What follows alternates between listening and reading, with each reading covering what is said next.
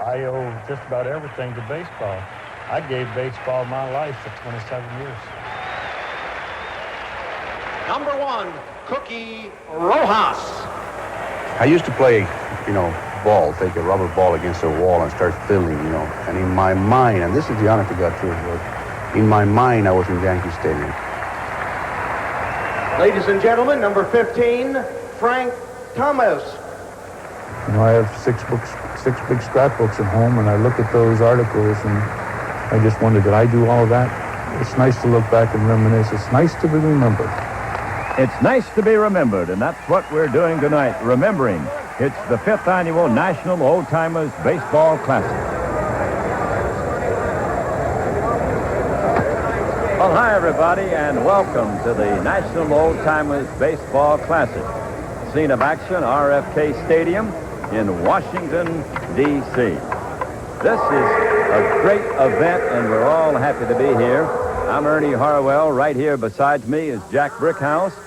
And, Jack, we've got 17 Hall of Famers in for this game, and I know that the players consider this the most prestigious of all the old-timers games. Why is that? Well, I think that the reason principally for that, Ernie, is that this one is the attraction in itself. The others are important and they're fun, but they are still the preliminary to the regularly scheduled game, generally. This one is the attraction by itself, plus the fact that it's in Washington, D.C., our nation's capital. There's a certain magic about that, and the players and all the people who accompany them are just generally very tickled to be here. And this game always draws a pretty good turnout, doesn't it? Yes, and I think the people in Washington, D.C. would like to use that as an argument in favor of getting another franchise here, and maybe they've got a good point.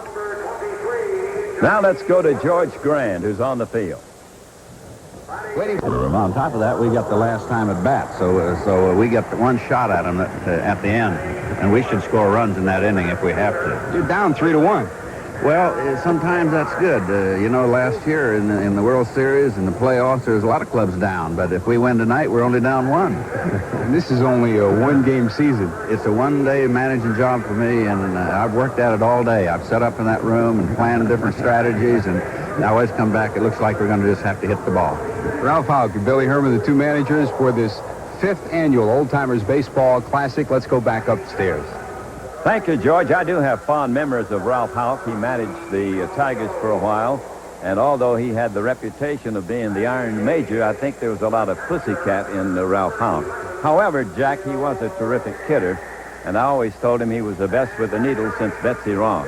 How about Billy Herman? Well, Billy Herman was a pretty serious ball player, and I believe that the results that he showed justified his being as serious as he wanted to be. After all, he was an outstanding second baseman with the Cubs, and here's a fellow who hit 57 doubles 2 years in a row. That, to me, is some accomplishment. That bat in his hand was a magic wand. Well, we've got the Most Valuable Player Award coming up again this year, and it goes back to the very first one. And remember who won that first one? Oh, Luke Appling? Who can forget Luke with that home run in his late 70s, for heaven's sake? Warren Spahn will never forget it. Right. And then, of course, we move along to the next year, which was Al Kaline, your buddy. Right. And then, of course, Mr. Aaron and Mr. Haller split it. By that, I mean they didn't split the chair. They split the time in it. And then, of course, our pal Mazeroski. Hit a home run, and that got him the Most Valuable Player Award. Bill Mazeroski. And I'm sure that this year we'll have somebody else equally suitable. The 5th annual National Old Timers Baseball Classic is being brought to you by Budweiser. Beechwood Age for that clean, crisp taste. This Bud's for you. By McDonald's. It's a good time for the great taste of McDonald's. And by Metropolitan Life and affiliated companies. Get Met. It pays.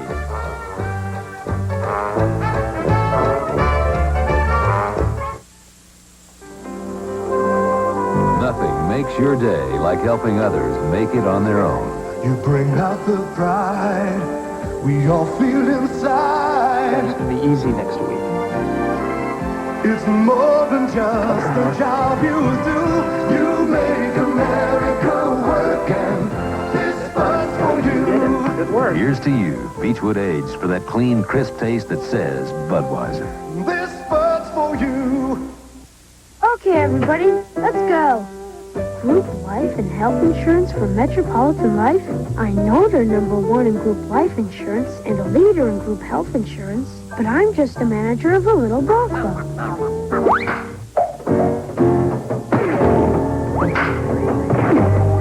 Maybe my group should be covered. I have the strangest feeling I just did something right. Getting it pays. The ceremonial pitch tonight, tossed out by Lee McPhail, former American League president. He is the recipient of the Pioneer Award, granted by the Sporting News for his great contribution to baseball. The players are warming up down on the field now here at RFK Stadium. And down on the field with the American League captain is George Grand. Thank you, guys. We're just about ready to get this one underway, and with us is the Yankee Clipper, Joe DiMaggio. 50 years in baseball, and 45 years ago, the 56-game hit streak. What a memory, Joe. Well, I sure have some fond memories of that particular streak, but there are other things that I think about as well. And that's the teammates that I played with. I think they stand out in my mind through all these years. I've thought about them very, very often. Fellas like Lou Gehrig, Bill Dickey, Lefty Gomez, and Charlie Ruffin. These were great guys to be with. And when I joined the Yankees, these are the fellas that started the dynasty, and I was happy to be with them. We got some great guys here tonight, too. We sure have. And it's fortunate that I am invited to it because I get a chance to see some of the players I did play with. And the main thing is to getting to know the opposition, fellas that I had played for in the past. Never got to know them, knew them as ball players. Couldn't say hello to them because that was not the thing to do during that period of time because of fines. Today they can do it. But it's nice to know the type of personality they have today to what I thought they were when we played against them. Joe, it's always great to see you. It's nice to see you. Thanks, George. Joe DiMaggio, the Yankee Clipper, here on the American League side. Let's go over to Jay Johnstone in the National League. Thank you, George. With me, the greatest center fielder in the National League. How's it feel being back playing with some of these guys? Well, it's a good feeling, Jay, because in the clubhouse is what it's all about, I think. As you well know, when all of us get together, we tell some stories about different things we had in the past, and I think it's just a wonderful feeling just to see all these people here, to come out and see guys play that probably way, way over the hill. I think it's a tribute to them, and I think this is really why I came, because I feel that the fans want a ball club in Washington, and I think they should have one. Bring back some memorable moments just being on the field for you? Oh, I think it does. Even though I can't do the things I did 15 years ago, it really brings back, especially if I hit a home run now, and I can run around the base, that really brings back memories. But I really don't worry about hitting too much. I just really, go out and have fun. Our guest, Willie Mays. Thank you, Willie. All right, then. Thank you, Jay. Good to see those two captains, Joe DiMaggio and Willie Mays, and it's great to know that they come here to benefit other people. Right. The beneficiary of this affair tonight is the Association of Professional Ball Players of America, who, of course, is dedicated to helping needy old ball players, and believe me, there are some, but the point is do it without a lot of fanfare, without the glare of publicity, so these men may keep their dignity. Players are warming up down on the field, and we'll be back for the action in a moment. He's the umpire. You might call a good one for me. That's Prue Chaos, buddy. Richmond's superintendent of the ground. That's Prue Chaos, buddy. You're busy, but you gotta eat, right? Well, nobody serves a great hot meal faster than McDonald's.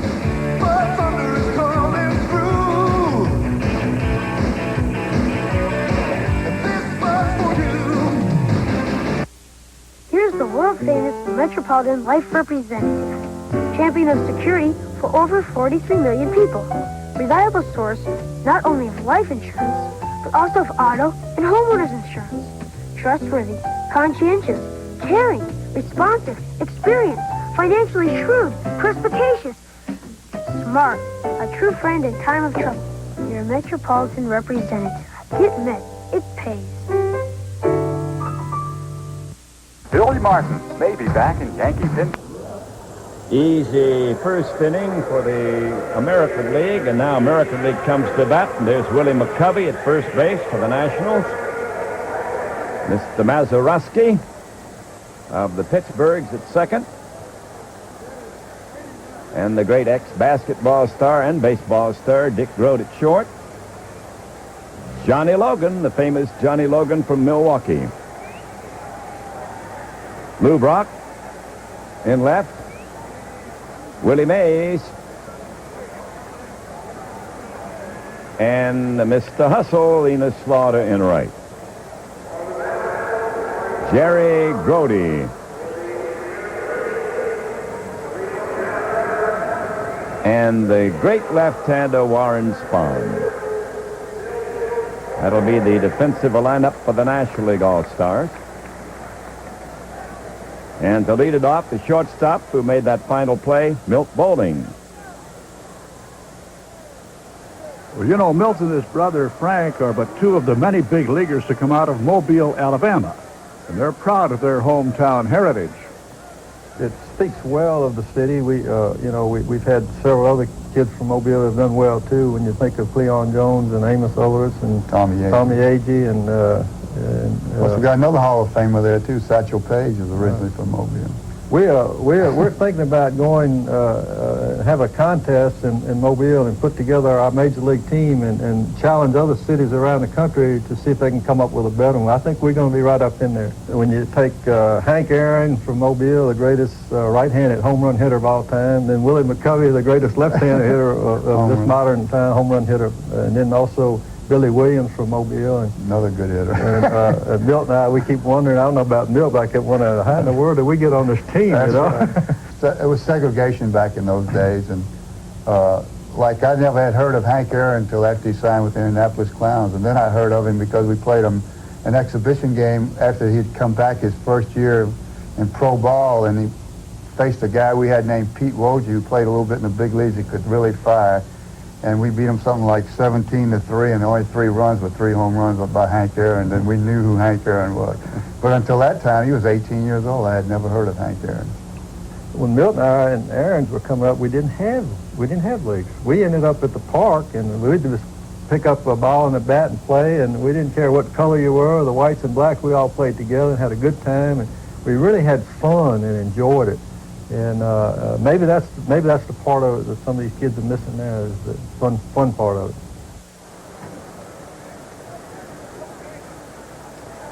Bowling at the plate now, Warren Spahn, and he fouls it away. Remember how they used to count Warren Spahn down when he made that noise? 1, 2, 3, 4. When he'd wind up, he did it by the numbers.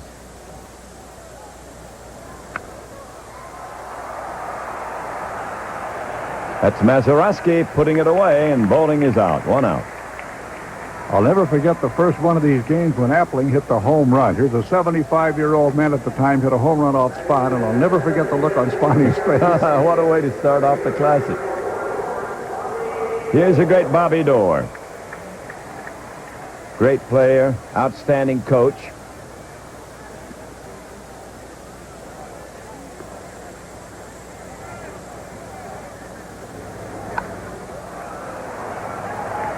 Little pop-up back to short.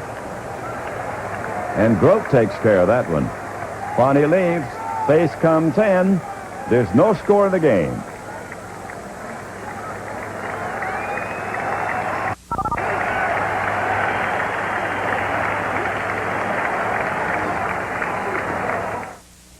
Fixing this water damage will cost $1,200. Could I have prevented it? You could with Thompson's Water Seal. This water damage is going to run $750. What would have stopped it? Prevent water damage with Thompson's Water Seal. Simply brush Thompson's on wood, brick, or concrete, and it penetrates to form a barrier water can't get past, even when driven by 98-mile-per-hour winds. This time, I'm going to protect my new deck with Thompson's Water Seal. A great defense against repair expense. There's just one place you need to go for all the names and games making sports news. ESPN Sports Center. Twice every day, 3 times on Sunday, Chris Berman, Gail Gardner, and Greg Gumbel bring you the latest scores, the hottest trades, and the top plays from the world of sports. SportsCenter takes you on the road with live remotes from major events like the NBA Finals and the Indy 500. SportsCenter, your total source for sports, only on the Total Sports Network, ESPN. Elroy Face coming in, the fellow that put relief pitching on the front page, Jack, with that 18-1 record one year. Oh, wasn't that a fantastic performance? Elroy, of course, and Bob Prince, our departed colleague who goes into the Hall of Fame, after that famous 60 series, put up a nightclub act together, and Elroy played a pretty mean guitar. Also a great carpenter, so the hammer and the guitar, pretty versatile. Here's Brooks Robinson now, the great Oriole. Not much chance to hit that one. That forkball now has become the split finger, but it's just a matter of terminology. Elroy's having trouble with getting that ball up there. Oh, he got it far enough, but not in the right place, and he says, I'm hurting. Get me out of here. Elroy Face has to leave, arm trouble, and his old Pittsburgh cohort, Bob Friend, will come in and take over. Elroy says, I'm hurting. Jay Johnstone is in the dugout. Let's go to Jay. With me, one of my heroes, a former teammate and locker mate, Tug McGraw. Does this bring back some memories for you? It sure does. I remember the first old-timers game I remember being in the dugout for. It was my rookie year with the Mets back in 1965. And it was a reunion at Shea Stadium. The stadium was only a year old. It was a reunion between some of the old New York ball players, the old Brooklyn Dodgers and the old Giants. And Bobby Thompson was there, and Ralph Blanca was there. And don't you know that when Blanca faced Thompson, Thompson hit a home run out of Shea Stadium. It was unbelievable. It was like bringing back that whole Giants won the pennant story again. You know, they talk about the 69 minutes, but you coined the phrase, you got to believe, with the 73 one. You know, yeah, that was a fun time, and it was a good year. It was a lot of fun for everybody. We were all frustrated, and I guess saying you got to believe kind of represented that we have to get our confidence back, and then maybe we can get down to winning. And it worked out well for us that year. It was a lot of fun. It was never so more prolific as in the 80 World Series with the Phillies when you bounced that glove incessantly off that leg. Yeah, that was, I guess in Philadelphia, you know, to be a part of a championship team that won a World Series for a city for the first time in 97 years. And to be a part of that is like, you know, it's what you dream about. You know, this is an old-timers game here too. And, you know, when you were a rookie and you're watching all the old-timers at the old-timers games they have every year, you think about someday during the course of your career, you can come close to filling their shoes. And now to be at an old-timers game, now I'm retired, to be able to walk among these men as one of their peers is like a tremendous sight. You know, Ernie, both those fellas knew how to keep a ball club loose. They sure did, and whatever Tug McGraw says, you still got to believe, haven't you? Well, here's Bob Friend. He remembers in Washington, in the All-Star game, struck out Ted Williams with the bases loaded. At this time, he walks Brooks Robinson. Bob, of course, was an elected official in public service for several years there in Pittsburgh, but gave that up, and now he's a very successful businessman. Out of politics, into business. Well, here's a very successful man, whatever he does, Al Kaline.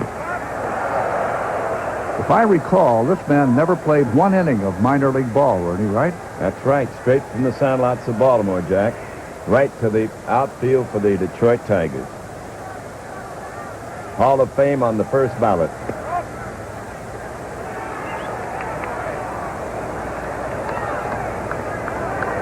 We've got no score in this battle. Mr. Friend got one over on Kaline.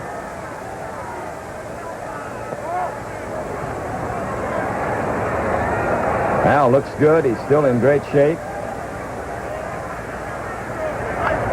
Hits it pretty good from left field. And caught by Lou Brock.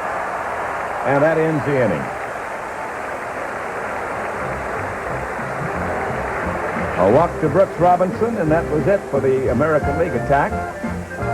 And at the end of a full inning, National League nothing, and the American League nothing. Personal Best. Brought to you by the U.S. Army. Be all you can be. Olympic silver medalist Michelle Mitchell achieved her personal best with discipline and training. I'm training 6 days a week, 11 months of the year, 4 or 5 hours a day, plus weights and exercises. But like anything else, a good executive takes his work home. You don't just leave it at the pool, or you don't leave it on your desk. And so the discipline, it's a 24-hour affair. A great Cleveland Indian fastball pitcher takes over. You know, you could say, Ernie, that Bob Feller was the Dwight Gooden of his day, a teenager who could throw that ball past those big league hitters. And that was in the days before the radar gun, and one of the schemes to clock Feller's fastball was to have him pitch it past a racing motorcycle. Lou Fonseca is the film director of Major League Baseball in Chicago. He was at Comiskey Park, and he said what he was going to do. So he and I got a couple balls and a couple mitts and went out to the north end of Chicago, and it closed off the street. And I said, Lou, there's no way I can throw through that target and get that motorcycle up here by me at the same time. I said, it'd be difficult to look over my shoulder and take my full wind up and throw it beside that to hit that target in there. And he said, well, try it. I warmed up. I took my coat off. I had my necktie on and my long white shirt, like the way I always dress. And it was a hot day. And I was perspiring quite a bit, so I wound up, and the motorcycle roomed up and came by me. I let him get by me about 10 feet further than what I'd anticipated, and I turned around, looked at the target, and fired as hard as I could, and lo and behold, the ball went right through the target about 3 feet ahead of the motorcycle, and they got it in slow motion. The camera behind me and behind the target, they got it all, and they replayed it in slow motion. And I gained 13 feet on this motorcycle, which was going 86 miles per hour, so that figures out that I threw that ball, believe it or not, 107.9, which was moving pretty good. Going pretty good is right, and now it's very simple. They just put a radar gun on that fastball and measure it. Here's Willie McCovey. Great power to all fields, this fellow.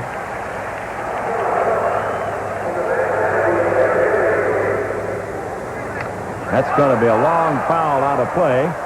Let's go to George Grant in the dugout with Whitey Ford. We're here with Whitey Ford. You got Willie to pop up, Whitey. Finally. The poor shortstop and almost broke his hand. He hit it so hard. But I never had much luck with Willie. In the All-Star games, I think he was about 9 for 15 off of me, and he's always hit me well. But I didn't think he'd jump on the first pitch. I was just laying it down the middle to get ahead of him. But he's a great hitter. He still is. He is still a great hitter. Look at that concentration.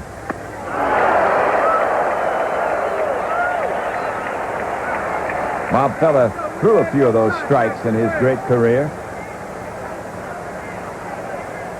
A lot of people forget that he had a great curveball, Jack.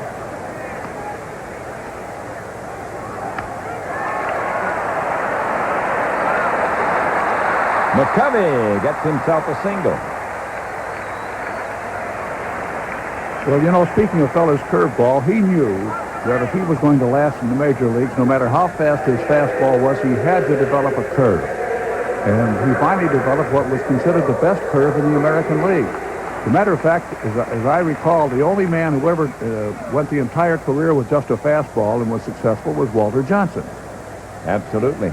He was a great one, too. Here's Mazeroski.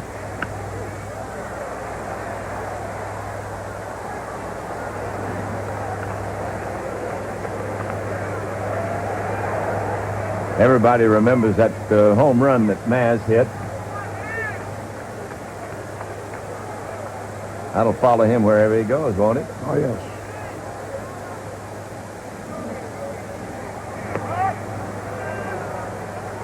That's Bill Freehand back at the plate. Bob Feller on the mound. Mazeroski at bat. I'd like to be in Freehand shape. He's in great shape, Bill Freehand.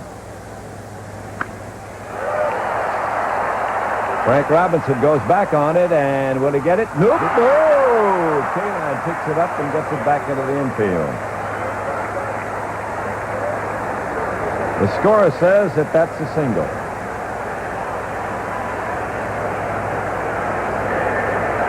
Now, this is the first threat we've seen. Dick Grote comes up with 2 men on. McCovey and Mazeroski on the bases. Great basketball player, great baseball player.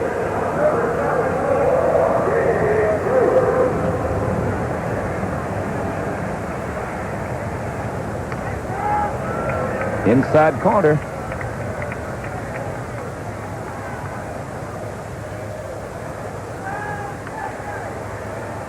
No score, 2 on. Second inning for the National Leaguers. I think fella's serious, don't you? Yes. As a matter of fact, he looks like he's been working out and getting in better shape since the last time I saw him in an old-timers game. He's really working on that curveball.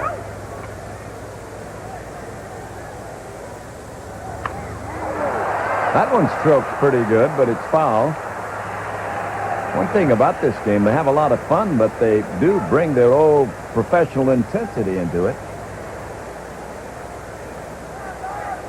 You're right about that, Ernie. They joke a lot and they kid around a lot, but when they cross those white lines, they're serious. They're competitors.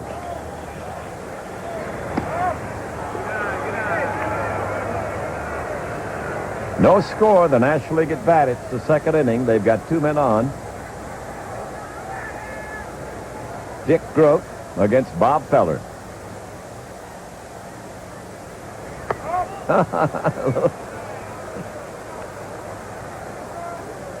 I will say this, no matter how great a competitors they are, if you get a knockdown pitch, it really is an accident in this one. Yeah, I don't think they'd knock them down intentionally.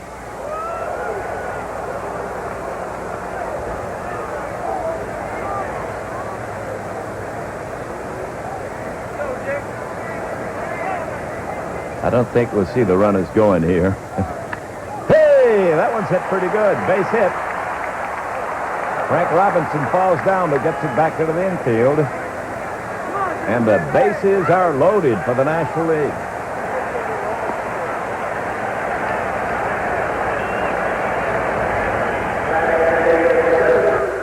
Johnny Logan.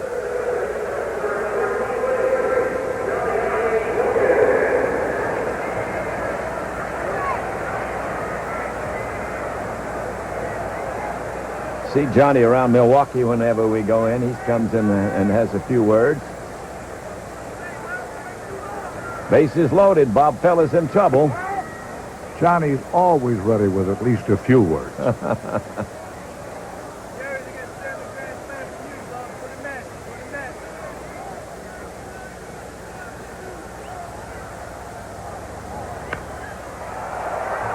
Fly ball to Colavito. He's coming in. Hey, there's the arm. Wow. You can still throw, Jack. Wow. That was mid-season form, no matter what year we're talking about. Always had a great arm, Rocky Colavito. And he showed it off there, and look at that crowd. They appreciate it.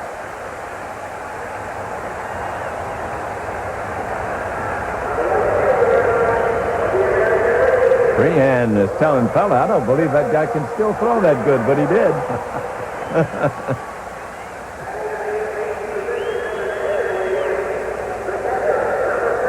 Jerry Grote coming to bat now. Well, you know, Ernie, on hand tonight, we have several players who shared in the glory of the amazing Mets of the 60s. Jerry Grote was as instrumental as anyone in the success of that 69 team, not just for his hitting, but for his handling of that great young pitching staff.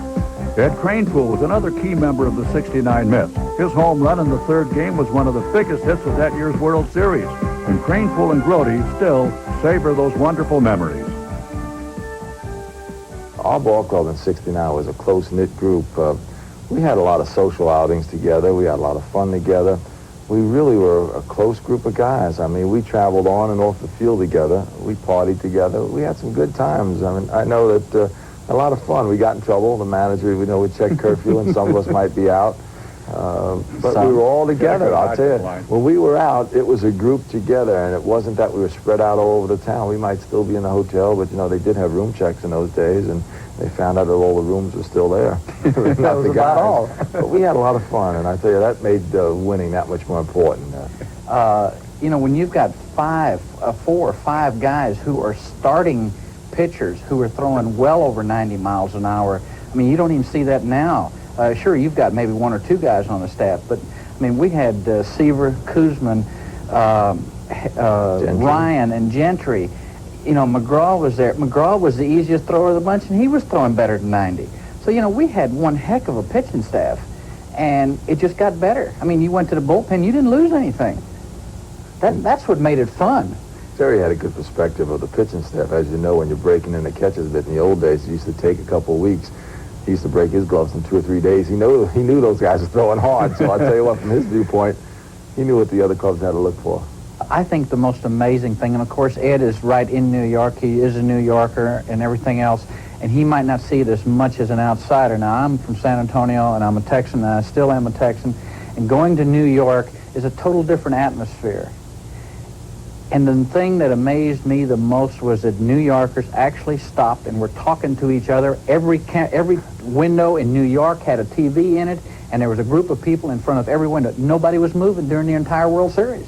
Nothing happened. No business went on or anything, I don't think.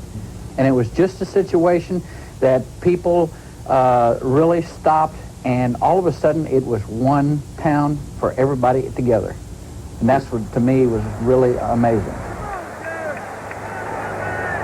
You know, Ernie, Gil Hodges told me a great line. The manager of that ball club, I said, well, what could you think to say to your team when you assembled in the spring? He said, all I could think to say to those guys after what they had done was, don't forget to tip the hotel maids. There's a bouncing ball for a force out, and a run scores on that one. And the National League will take a lead, 1-0. Now we'll see the replay, and look at Grote go in and take out Bobby Doerr. Talk about intensity. These guys are serious. Oh, yes, and that wasn't a bad throw either. So that puts the National League on top, 1-0. Bob Friend, the pitcher, will come to bat. Not too many times in this game you see a pitcher up at the plate. Ground ball to Boog Powell, and Boog can still pick him up, and he touches the bag for the out. And the National League has a lead, 1-0, as we go to the last half of the second inning.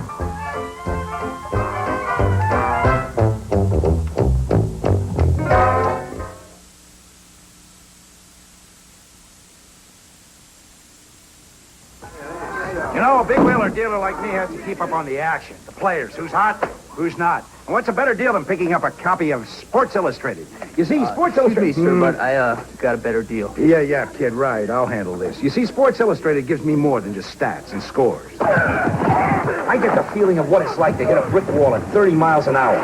How it feels to look down the barrel of a loaded gun.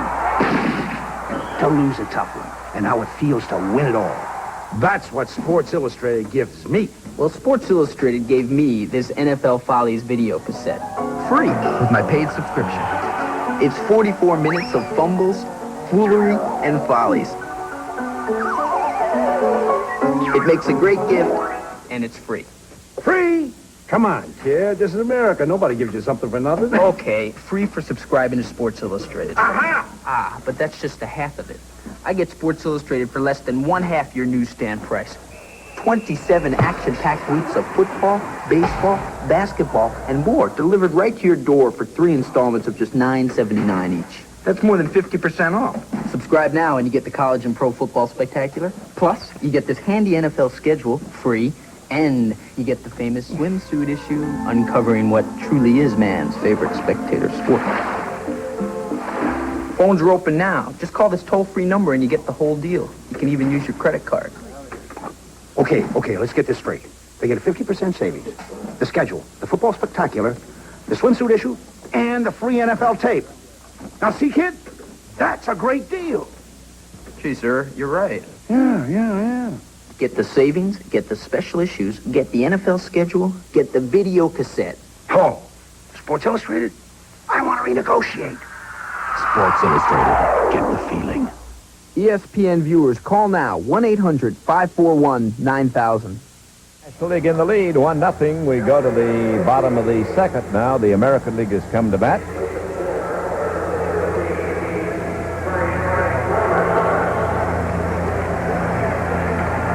Frank Robinson, one of the few player managers that we've seen in recent years.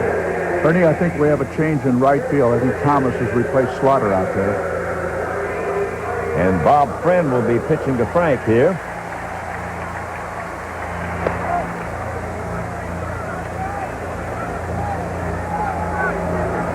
Dick Trzeski told me that he thinks Frank Robinson is the greatest player that he ever saw. Hey, there's a new pitch, the Rosenbag trick. Going to charge him. I wish it had been in the strike zone. I'd like to see what Robbie would do with it. He would probably hit it. He hit most everything thrown up there in that strike zone.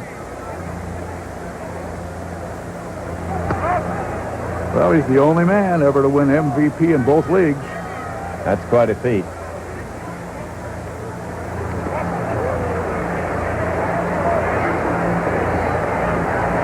National League has the lead here at RFK Stadium, 1-0. That's the American League batting in the second inning.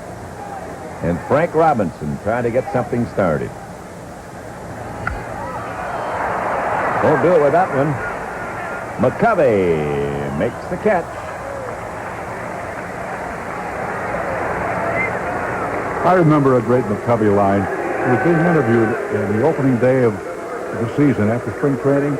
And I forget who the broadcaster was out there, said, "What did you do all winter?" He said, "Well, I sold cars." He said, "Well, how did you do?" He said, "I sold one. I sold one to my dentist." Boog Powell. Boog's writing cookbooks now about mesquite cooking. He's the guy that wrote the book about eating, too, I think.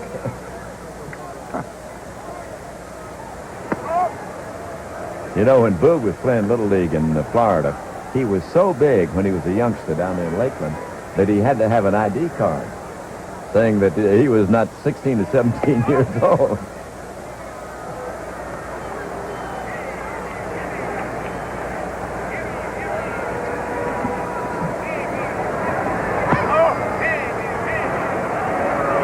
So Boog gets on with a base on balls, a man on and one man down. And here's the man who made that great throw, Rocky Colavito.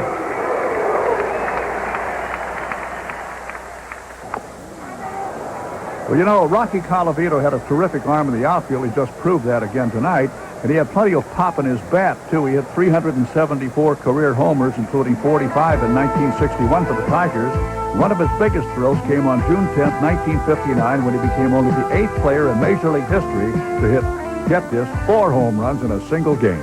First time up, I walked off of Jerry Walker, and then I went in the field, and Albie Pearson, who was playing for Baltimore then, I think he was their right fielder also, and he had a line shot down the right field line, and I was playing him to pull, and I come over and I caught the ball one-handed going towards the line. And as I caught the ball, a fan in the lower, well, it was right above that wall, threw a whole cup of beer right in my face. I was livid. So I went up the next time up and I hit a home run. I was really angry, upset. A lot of people think it triggered it, you know, but I think it was something that was going to happen anyway. I hit a home run off of Jerry Walker the first time up. Next 2 times up, I hit 2 in a row off of Arnold Porter Carrero. Then the last time I came up, it was the 9th inning, and I think it was the 9th inning, I'm pretty sure. 8th or 9th, I think it was the 9th. And Herb Score, who's a very close personal friend of mine and my roommate, says to me, "Okay, Roomie," he said, "you go up there and you hit number 4. He said, "Don't fool around. Just go up and hit 4. And I said to him, "Are you kidding?" I said, "I was 3 for 28 coming into this game." I said, 4 hits is a month for me. I said, you know, I'll be glad to get a 4 for 4 night. If I get a single, I'll be happy. And I said, God's honest true story. And he said to me, he said, "BS," he said to me, "go ahead and do it." So I said to him, I didn't say anything to him. I just went up to the plate. And the first pitch from Ernie Johnson, who had not given up a home run at that point, he was their top reliever at the time. And Ernie pushed me back with a high inside fastball. And the next pitch, he got it out just a little bit further. and I hit it up in the seats. And that one I hit as hard as any of them, and I knew it was gone the second I hit it. I ran around the bases until I got home, and then once I hit home, and I jumped up, and all my teammates were out there, and it was just a great moment for me. I was broadcasting in Baltimore when Rocky hit those home runs, and he started out down the line. The first one was down the line, and each succeeding home run went farther out towards center field. Remember the time when Frank Lane traded him, the leading home run hitter, for Harvey Keene, the leading batting average league in the league hitter? I remember it well. It was spring training, and that was my first year with the Tigers, and it was announced the final day of spring training, 1960. Hey, it's gone!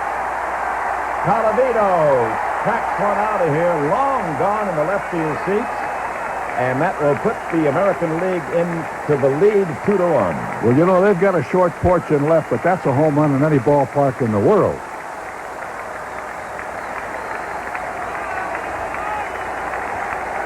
They love it in Washington. A 2-run homer by Colavito.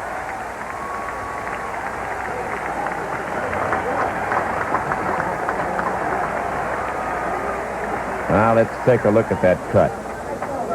Still got power, still got wallop. And he knows it, it's gone.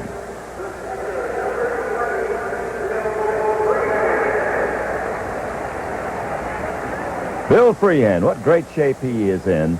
He's a coach for the Tigers in the springtime, but he's a businessman in the summer. Also works on the past television. Watch out, he hit him. Let's go to George Grant in the dugout. We're here with the Rock. Not a bad throw from the outfield, and you got the high, hard one. Well, George, I felt really good. Like I said to the other fellows, I've been throwing a little bit. I throw to my son that's playing at Bluefield, West Virginia for the Oriole organization, and I had the opportunity to throw some batting practice to him, so my arm doesn't feel too bad, but they threw the ball where I was swinging, so, that always helps. I remember 65. You went through a season without any errors. You're proud of that. Very much so, yes. That was one record that not very many people remember, George. I appreciate your memory, but it was a fun year for me. The only time in my life I ever won a whole season without making an error. 4 home runs in one game, one June day. Maybe you get 4 tonight, too. Gee, I don't think so. I don't think I'm going to last that long. Rocky Colavito, good job. Thank you, George.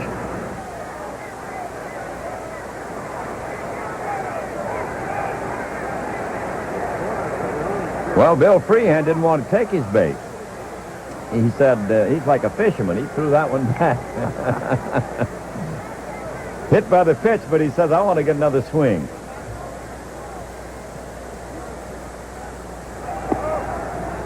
Well, they're not going to let him swing anyway. This time it will be a base on ball.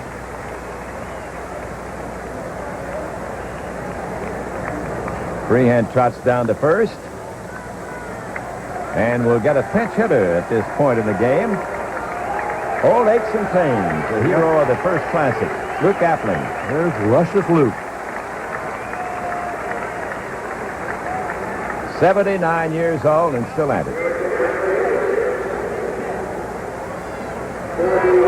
Incidentally, that's Tom Gorman checking Luke Appling into the game. Tom's a veteran National League umpire who had his medal tested many a time by the likes of DeRocher. But when you ask Tom which manager gave him the most trouble, Leo the Lip's not the answer. Freddie Hutchinson, Cincinnati. My Patsy was Leo DeRocher, which I think is a fine, fine man. We get along pretty good. But I chased him a couple of times during my career. But he used to come out of sight and game of the week, Saturdays, Sundays, holy days of obligation, different things. He used to pick a spot.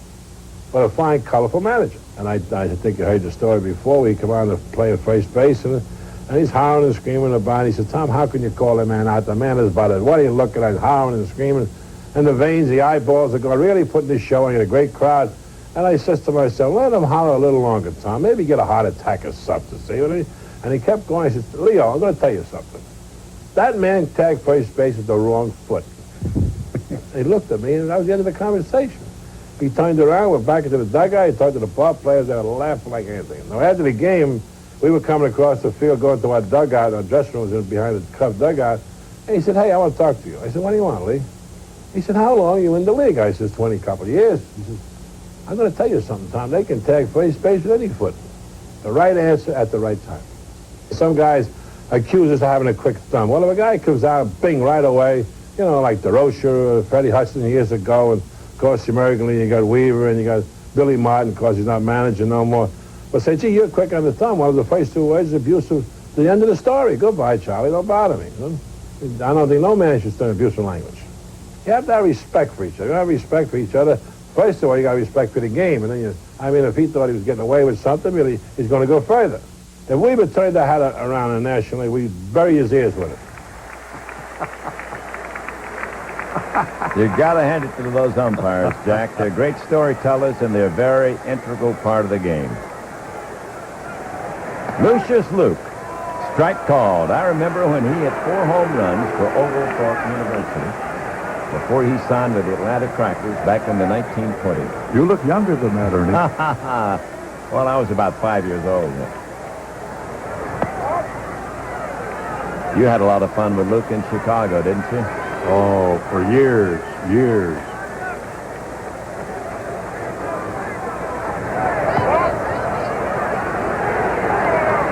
He's looking him over this time. Nobody could foul pitches like Appley until he got the one he wanted. He didn't like the club owner. He'd get up there and foul off the baseballs, and cost him a little bit. Put the wood on it, but it'll be caught. Lou Brock takes care of that one. So that's the second out, and Lucius Luke goes back to the dugout.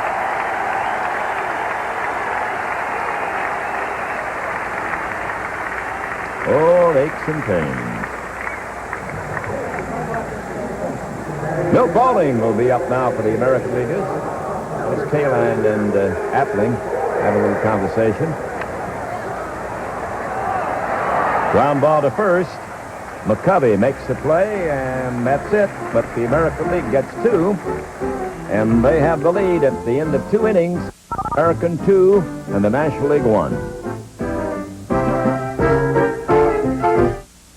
Every day, 350 tons of paper leaves this mill and heads straight for your desk as memos, reports, newspapers, magazines, all the byproducts of the information explosion.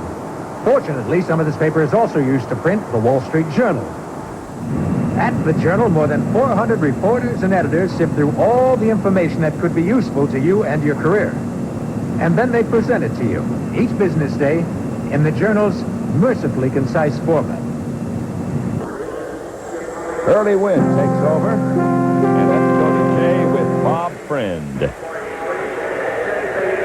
A high hard one to Colavito. Listen, you know, I got that sinker up, and you get a high sinker up, she's gone. He took a good cut at that. I felt pretty good out there. I think if I had a few more roundings, I'd be ready. Well, we all know it's been fun. Does It's a lot of fun. Bring back memories for you? Oh, it certainly does. You know, these are guys I've all played with, and it's a lot of nostalgia, and they just do this thing up so beautifully that we all enjoy it. Lou Brock will lead it off for the National League. They are trailing the American Leaguers 2-1. Umpire switch. Honachek behind the plate now. He's traded places with Gorman. Done more for eyeglasses than anybody in the nation lately. Strike called on Brock. Surprised Early Wynn didn't knock him down. If he crowds the plate on him, he might.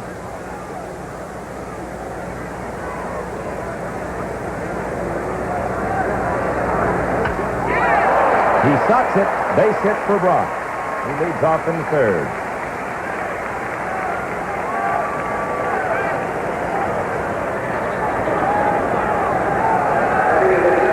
There's Early, 300 wins.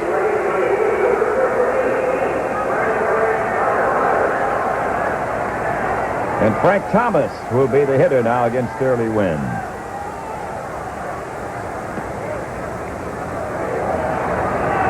Now, you know, there's no stealing in this old-timers game. Lou's just having a little fun with those leadoffs. He's often said that arrogance was the key to his base-running success, and until he used that arrogance against Jerry Grote, the former Mets and Dodger catcher used to throw him out with regularity. I figured that as a base stealer, Jerry Grote was making a perfect throw, so you might as well tell him when you were going to go and see if he could withstand the pressure, and I found out that he couldn't. And after that, I became a heckler. but also we remained friends. But it was a competitive type of a heckling whereby one was trying to get the extra edge. Well, he started yelling at me all the time to get my arm loose and everything. Well, that didn't make any difference because I can only make a good throw. And finally, one day, I just told him, I said, hey, you can't steal first base. And he was 0 for 16, I think, for the weekend. And the last time up got a double then. So from then on, he shut up.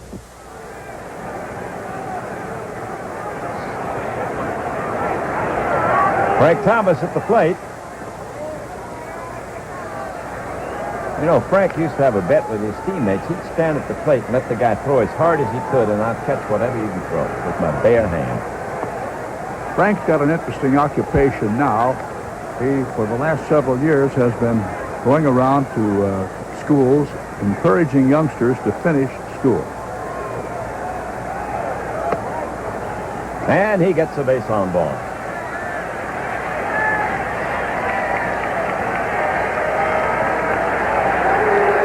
Teaming out with the National League.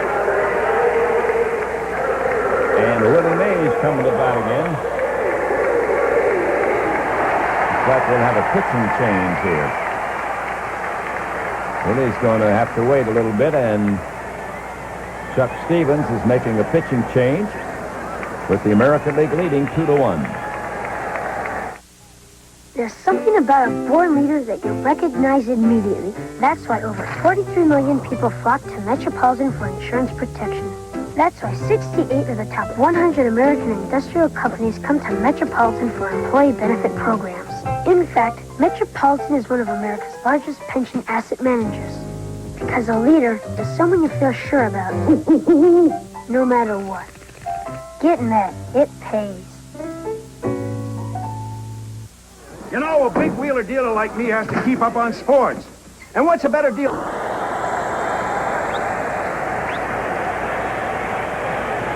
Big, strong guy, a lot of power.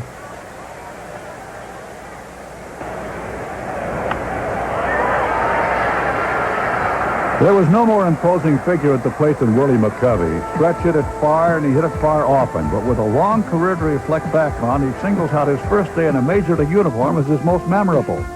I'll never forget that, naturally. My first day in the major leagues. And because I was rushed up from Phoenix, from AAA, so I really didn't have time to get excited about that day because I was up all night the night before packing at Phoenix, got there in time for a day game.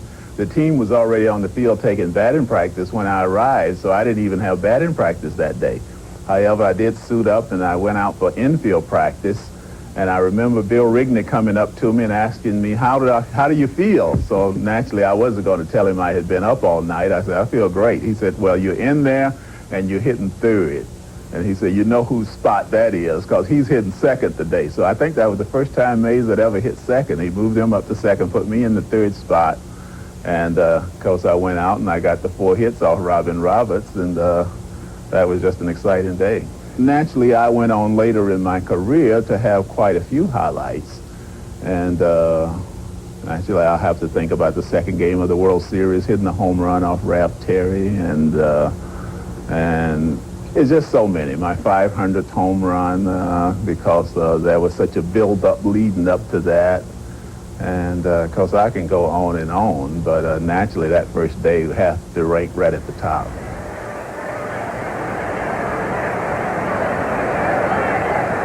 McCovey waiting on Catfish.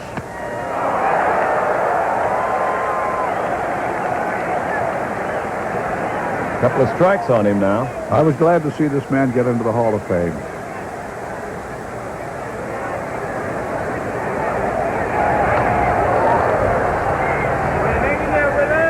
Now Jay's in the dugout with Willie Mays. Been out of the game for a little while, and you come back and the same old stuff, 2-line drives. Well, I wish I could have got the first one up. The last one, I think he jammed me a little bit. I think Catfish has been throwing somewhere. He threw the ball very well. He always pitches up, but is it still fun for you? I think it is. You look at all the people, what happened. When Rocky hit the home run, that's just great because that's what they come out to see. And if I could have hit one, that would have been that much better. Willie McCovey, elected to the Hall of Fame. I think it's something that the Giants should be proud of. We have more people in the Hall of Fame than anybody, so I think it's just great, too. Willie, thanks. All right, thank you, Jay.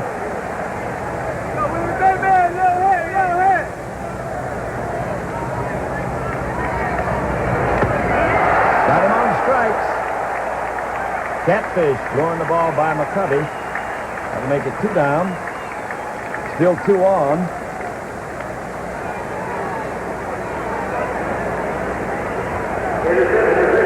Catfish waiting to see who be up there. It's going to be Glenn Beckert. Great number 2 hitter, great winning ball player. Fouls it on. You know, Ernie, the Chicago Cubs have always had their share of outstanding second basemen. Billy Herman, for example, Kenny Hubbs, Ryan Sandberg, and Beckert rates right among them. Catfish is serious. Ground ball to Brooks Robinson. Throw to second, and the threat is over.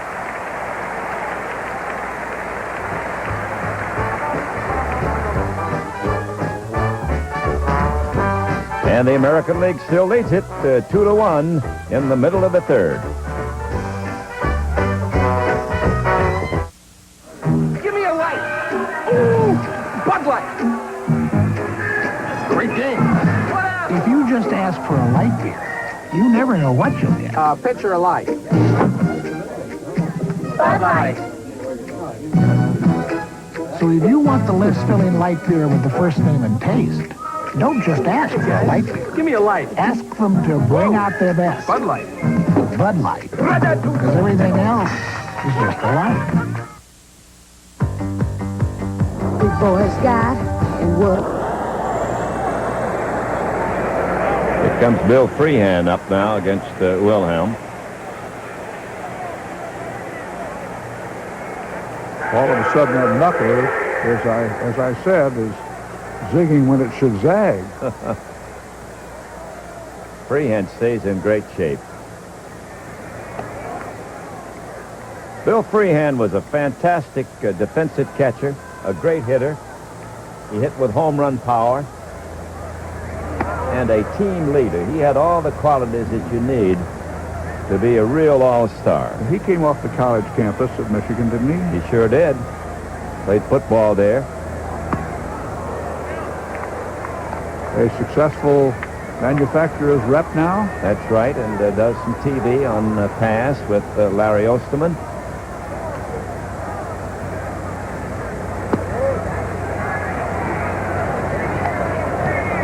Trying to keep it going, the American League with the lead.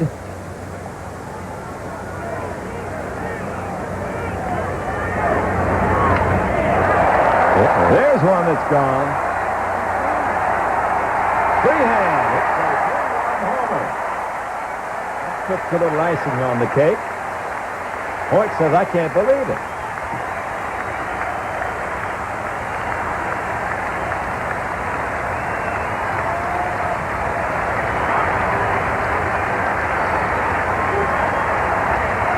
That's the 6th run of this inning.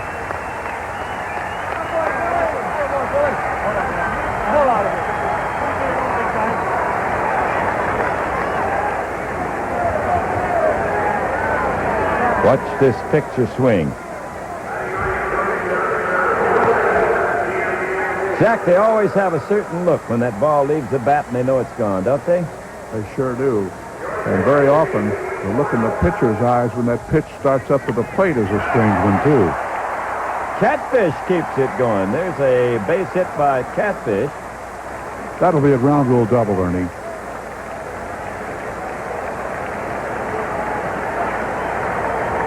Now the top of the batting order for the American Leaguers.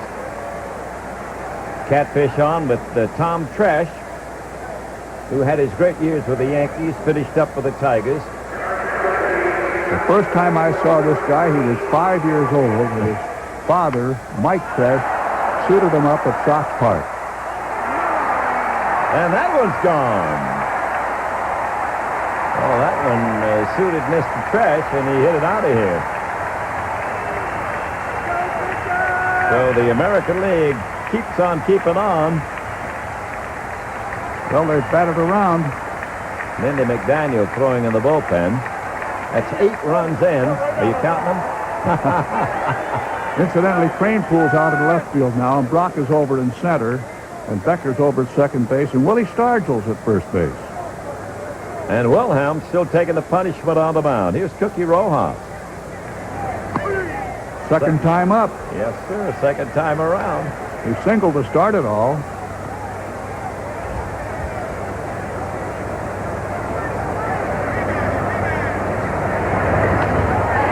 And that one's gone. Rojas homers. Get to be contagious. Wow, a homer and a single in the same inning. They're going to have their hands full, and they're trying to pick out the most valuable player in this game, the one to sit in that rocking chair next year in their seat of honor. Well, the crowd loves those home runs. Freehand, Stretch, and now Rojas in this one inning. Colavito hit one earlier. And that's all for Mr. Wilhelm.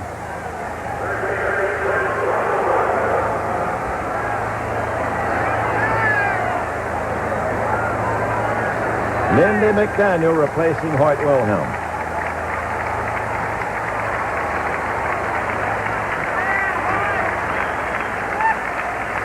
American League 11, National League 1.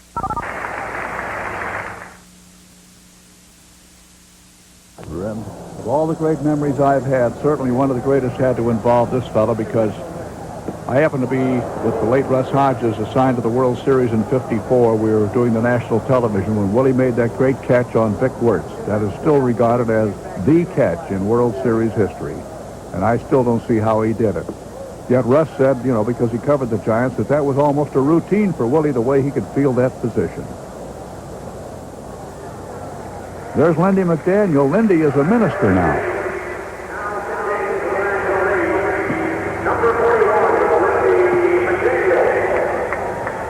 Well, let's go down to George, down to the American League dugout.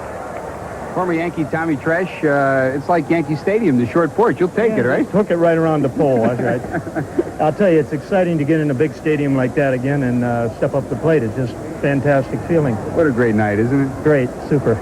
Your memories of the Yankees brought with them some great days and some great events. I played with some legends, you know, and they make a lot of money today, but I'll tell you, I look back and I feel very lucky that I played with the guys that I played with. Congratulations, Tom. Have a good night. Thank you.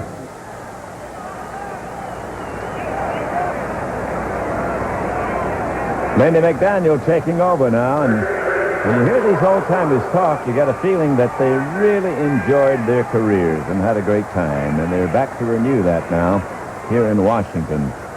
Brooks Robinson at the plate.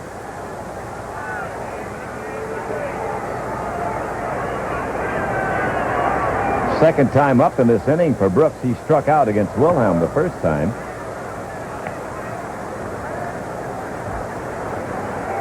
I remember when Brooks first reported to Baltimore, I was working with the Orioles. He was about 18 years old, skinny, frail kid. Didn't look like he would do much hitting. Although he broke in the game in Washington, I think he had about 3 or 4 hits, and he figured, well, it's going to be easy, but he found out later it wasn't. There's a shot into left for a base hit. Robinson keeps it moving along.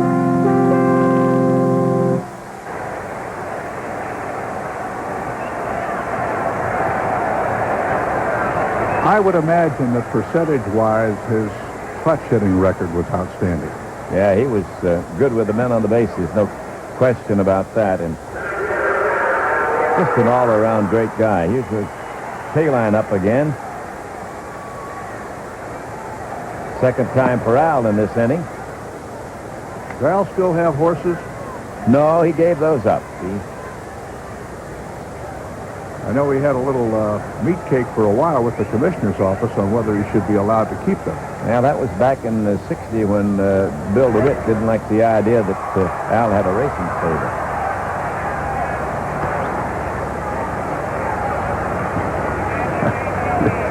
Well, talking about the racing world and so forth, Judge Landis was tough on guys who played horses, and he called Hornsby in one time, and Hornsby loved to bet the horses. He said, well, you still going around with those horses a lot, Rogers? And Hornsby said, yes, Judge. He said, I play the horses and I pay off 100 cents on the dollar. Jack Dunn at Baltimore told me when he had Rogers managing the ball club in the International League that Rogers took his own tout on the road with him. He had his own handicapper. Millie McDaniel pitching to Al Kaline.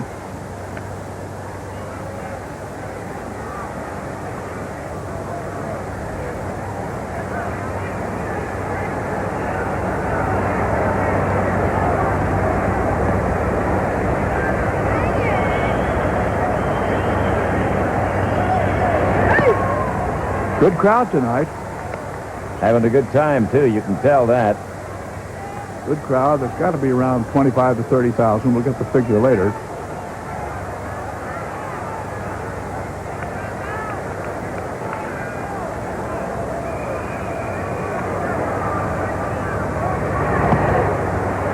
Ball 4, Kaline gets the walk. Brooks is on second now. Kaline on first. And here's Gene Woodling again.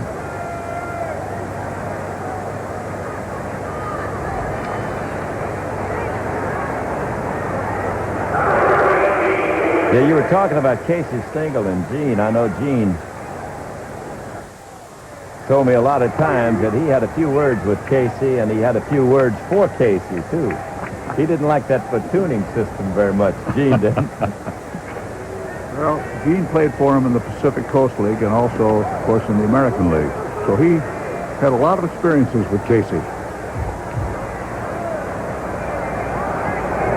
Matter of fact, the first World Series I ever worked was 1950, and in the fourth game of that series, which the Yankees won in 4 from the Phillies, Gene dropped a fly ball with the bases full in the 9th inning. A couple of runs came in, and so Casey pulled Whitey forward, and everybody wanted the kid to be able to finish and get his complete game before he went into the service, which he was going in the next day or two.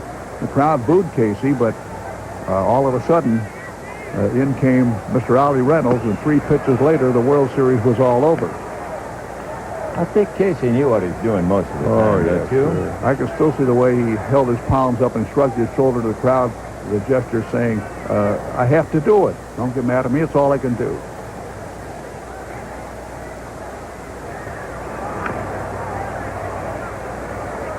Woodley reminds you a little bit of Musial in that stance, that peek around the corner stance.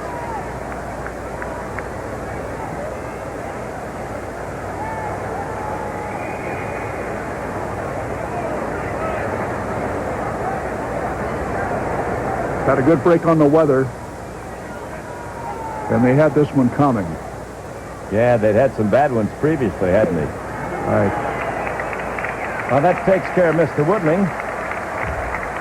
Out on strikes. Coming up now is one of my favorite people in this whole sport, the Moose. Bill Skowron. I guess he's going to bat for Powell, huh? Right.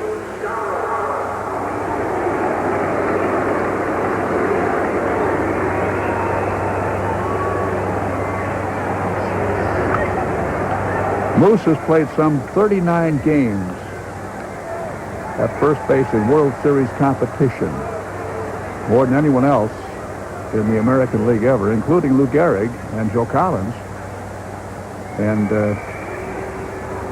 I think that just maybe Gil Hodges might have equaled him in the National League. I'll have to check that, Ernie. But anyway, nobody has played more games at first base in World Series competition than Skowron. Got his nickname not because he was big, but because he looked like Mussolini. And he's a good Polish boy. Yeah. First time I ever met him, he was a left-footed punter at Purdue. Went down there on a football scholarship, but baseball was his sport.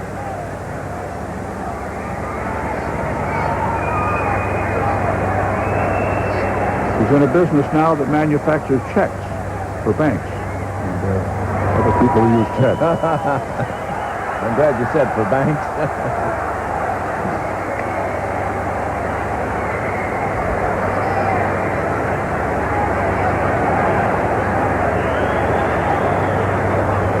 3-1 the counter, and they're 2 out. Big inning for the American League. And the Moose gets the base on ball.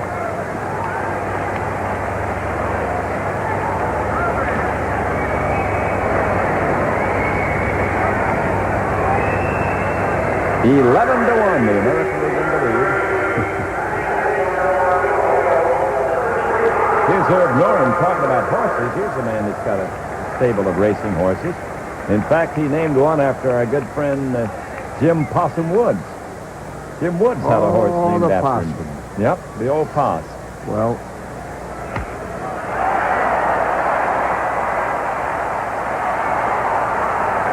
Mr. Noren comes up with a base hit. I have to say this, if ever a broadcaster deserved to have a horse named after him, it would be the Possum, because he supported enough of them. Yeah, he made his contribution, didn't he? Jim Woods is now down in Florida, Oviedo. He and Audrey enjoying retirement down there.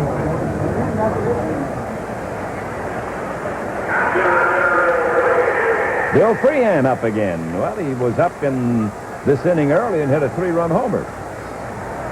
Got a chance to do it again. There are 2 men on. Why not? Lindy McDaniel not giving him anything to hit on that first pitch.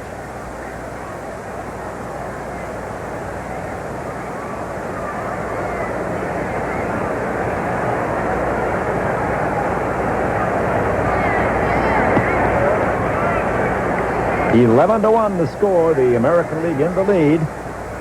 Ernie, if he gets one here, there'll be no living with him.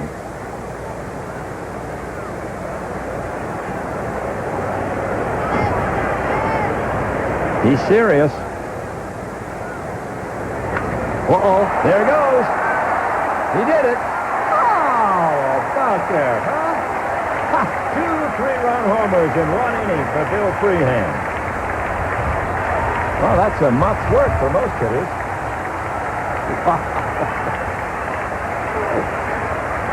Hey, that's a record no matter what game we're talking about. What league, what team, what town. Here he comes, Bill Freehan. 2 3-run home runs in 1 inning. Boy, Ernie, that is something.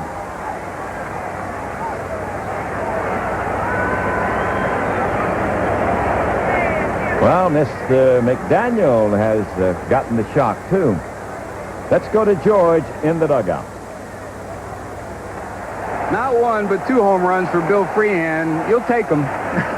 In a game like this, it's fun. With that left field porch out there, you're almost embarrassed when you hit the ball because there have been some better balls hit, but shoot, it's a big thrill. First one came off the knuckleball. Was it tougher to hit or to catch? Oh, I thought it definitely was tougher to catch than it was to hit. Now, he threw me a slow curveball. He didn't get his knuckleball across, went behind 3-0, and then he came back with a couple of slow curveballs. Billy, go get him. Good seeing you. Nice to be here and be part of an event like this. I always like Bobby Euchre's definition of how to catch and handle the knuckleball. Just wait till it stops rolling and then pick it up.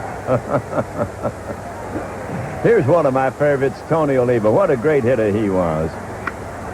And he still is. A shot up the middle for a base hit for Tony. Tony could have gone on a lot more years except for those bad knees he had. Won the batting title the first 2 years he played and kept on hitting, and then the knees got to him. Now it'll be Tresh coming up again.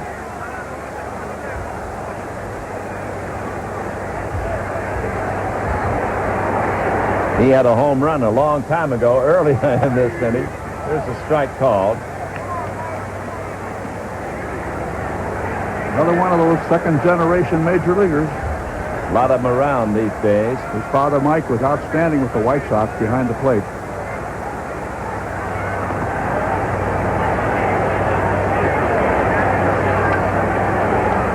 Well, we've seen a lot of pitches tonight to throw that 58-foot fastball, haven't we?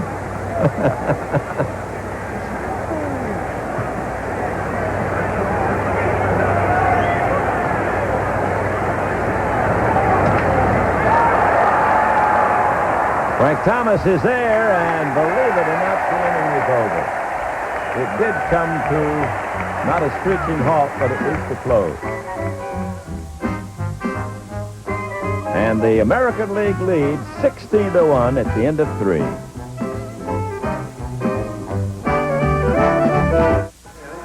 You know, a big wheeler dealer like me has to keep up on the action. The players, who's hot, who's not. And what's a better deal than picking up a copy of Sports Illustrated? You see, Sports Illustrated... Excuse me, sir, but I got a better deal. Tony Oliva's gone off to right field now in place of Noren. Noren limps a little bit now. He looks like he may have, maybe pulled a hamstring or something, making a dive for that drive of Woodward's. Here's Randy Hundley, the Cub catcher. Really the guy that brought one-hand catching into baseball. That's What right. a job he did. Yeah.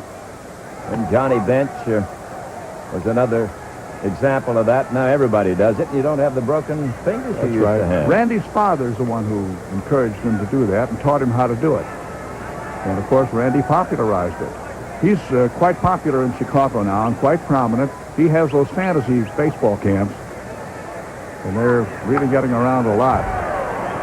Is he the guy that originated that idea? Well, I don't know if he is or not, but he certainly is the most prominently identified with it right now of all the players around. Well, it's been a lot of fun and a great success.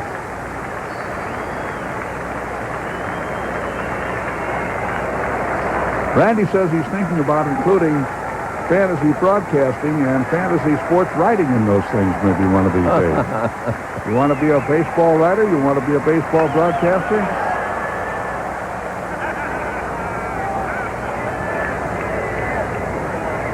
Well, he's fouled off a few. He's hit the ball pretty well, but not fair, and Mudcat's trying to get him out.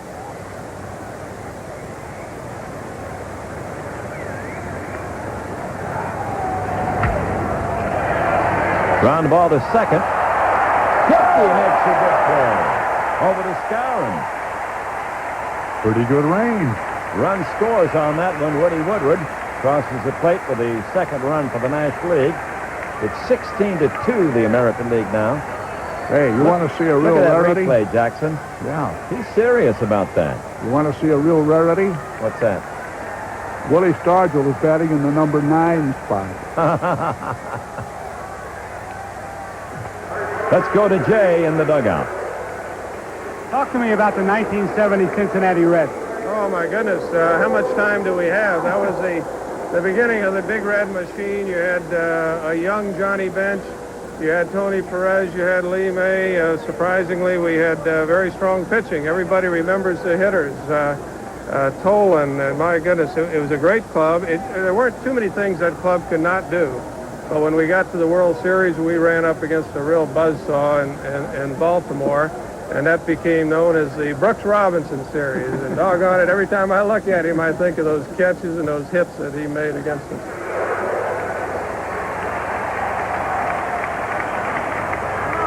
Woody working with George Steinbrenner's New York Yankees now in the front office.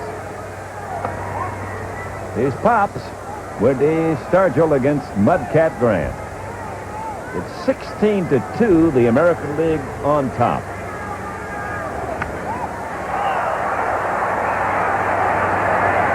Skowron picks it off.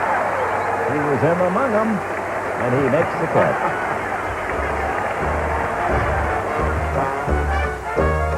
That's all for the National Leaguers. And the American League leads 16-2 in the middle of the fourth. Fixing this water damage will cost $1,200.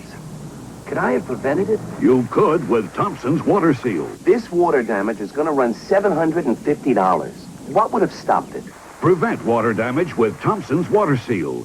Simply brush Thompson's on wood, brick, or concrete, and it penetrates to form a barrier water can't get past, even when driven by 98-mile-per-hour winds. This time, I'm going to protect my new deck with Thompson's Water Seal. A great defense against repair expense.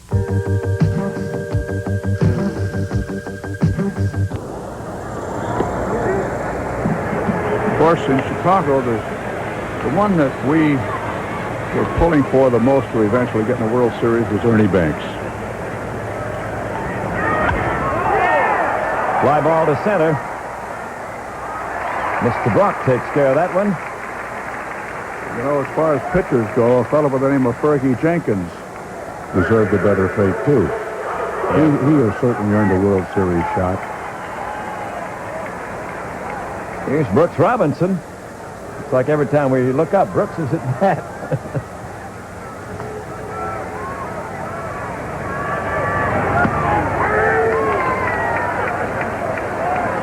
Brooks telling Tug, you're not supposed to be that sharp. 16-2, the American League leads it.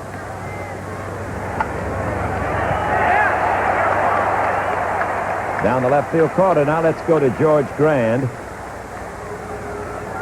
He's down in the American League dugout. Talk about milestones. When Mudcat Grant won more than 20 games in 1965 for Minnesota, you became the first black ball player ever to do that. I know you're proud of that, Mudcat. I am very proud of that, and for a long time I didn't think about it one way or another, but in the last 5 or 6 years I've thought a lot about it, and I'm very proud of that accomplishment. That's an American League record that you'll always hold, but I'm sure you remember that World Series game number 6 a little bit stronger. You are right about that, because I hit a home run in that ball game, and I remember that so vividly, and there were a lot of people around the country that called that shot. 1965 in that year, was that your greatest memory? I think that in a way, yes. But the first Major League contract that I signed in 1958, that was my greatest memory. We only had about 8 teams in the league, and that was quite an accomplishment at that time. It's a nice night, isn't it? It's a beautiful night. You know, an old-timers game with 25,000 people here, and to be on the same team with Bob Feller, Moose Scout, Larry Doby, my old battery mate Earl Batty, and to play against the Brox and all of those guys over the other side, this is fantastic. And you're still smiling after all those years. Well, there's nothing to frown about. This is great.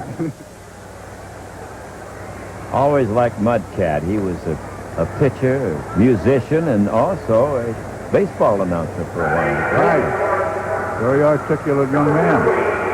Here's Larry Doby. Here's one of my favorite fellas. I got to know him real well.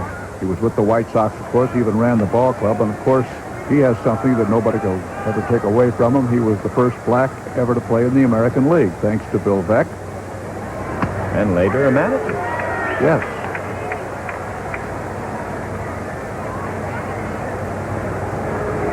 A lot of people have forgotten how much power this guy had with a stick, too, Jack. He could rip it. He could really rip it.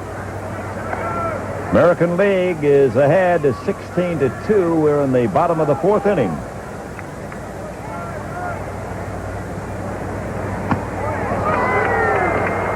Didn't quite get that one.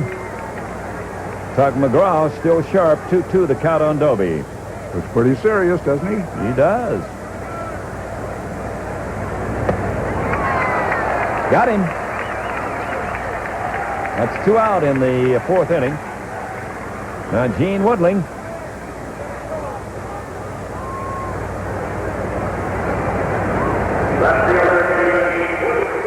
Gene Woodling at the plate. Gene came to Baltimore from the Yankees in the deal that had more players than any deal in history. It's a fly ball to the outfield. Brock is there, and that takes care of the inning. And the glove is still working for Tug McGraw. American League leads 16-2. Hello, Linus. I see your blanket's out for washing. I feel so insecure. Security is what... It'd be a batter standing out there looking at him and the way he could fog it. Lou Brock's going to have to face him here in the 5th inning. Brock's been in there all the way. This will be his 3rd time at bat. Bounce out on the single.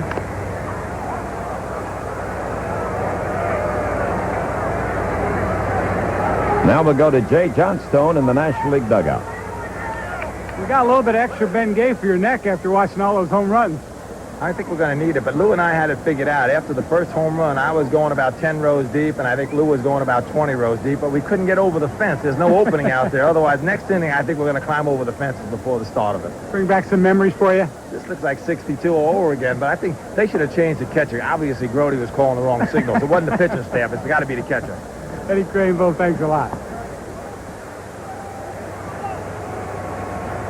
Lou Brock, the hitter, 16-2. The American League has the lead. We're in the 5th inning in Washington.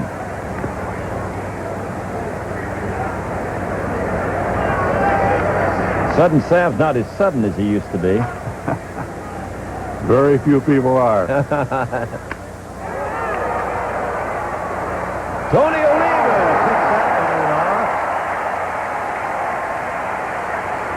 6 Bad knees and all, Tony can still do it. Let's take another look, and I want to see what kind of a mitt he's wearing there. He's not wearing an outfielder's glove. First baseman mitt does the job.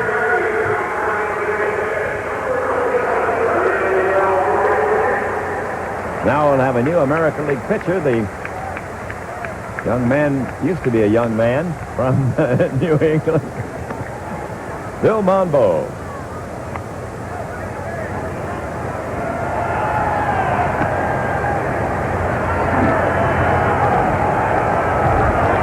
Here comes one of the original Mets, Frank Thomas, Ernie. Frank was a power hitter. He loved the short porches at the Polo Grounds, and in the first year of the Mets' existence in 1962, Frank hit 2 homers in 3 consecutive games to tie a Major League record. This year, the Mets are celebrating their silver anniversary, and some of Frank's fondest memories are of their original skipper, Casey Stengel. When the Mets first came into existence in the Polo Grounds, they had 2 signs, one on the right field foul line, one on the left field foul line with a boat, picture of a boat. And every time that you would hit that wall, the boat on a fly, you'd get 5 points. If you'd hit it on a bounce, it would be 3 points. And if you hit it if it just rolled there, they'd give you 1 point. At the end of the year, they would total up the points, and whoever got the most points would win the boat. Well, I was up hitting this one day, and strictly a pull hitter, and I pulled one, and it just went foul. And Casey yelled from the bench real loud, and you could hear it as plain as day. He said, "If you want to be a sailor, join the Navy." And I just cracked up. I got out of the batter's box, and I just laughed like anything until I got my composure and went back in. Didn't Casey always have the right word at the right time?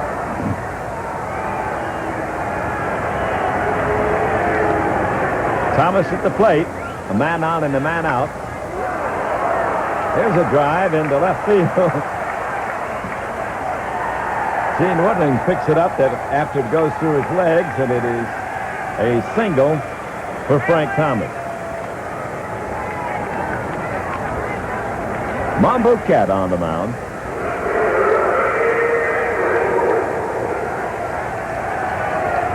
Here's Kranepool, Ed Kranepool.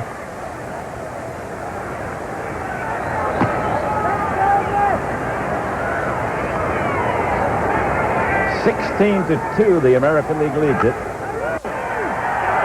Brooks Robinson with a great stop and a throw to second, but it's a little bit wide. Well, that was a 1970 stop, but a 1986 throw, I think, for Brooksy. World Series stop, but the throw was a little less than that.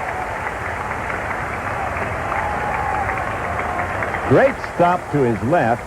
Down on his knees. Now he lets it fly, and it is over the head of Rojas and into right field. See the diving, rolling try Cookie made for that one? Sturgill up there. It's Rojas.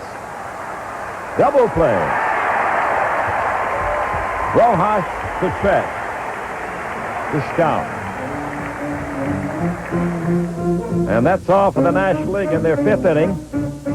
Go to the last half of the 5th, American League 16, National League 2. Fixing this water damage will cost $1,200.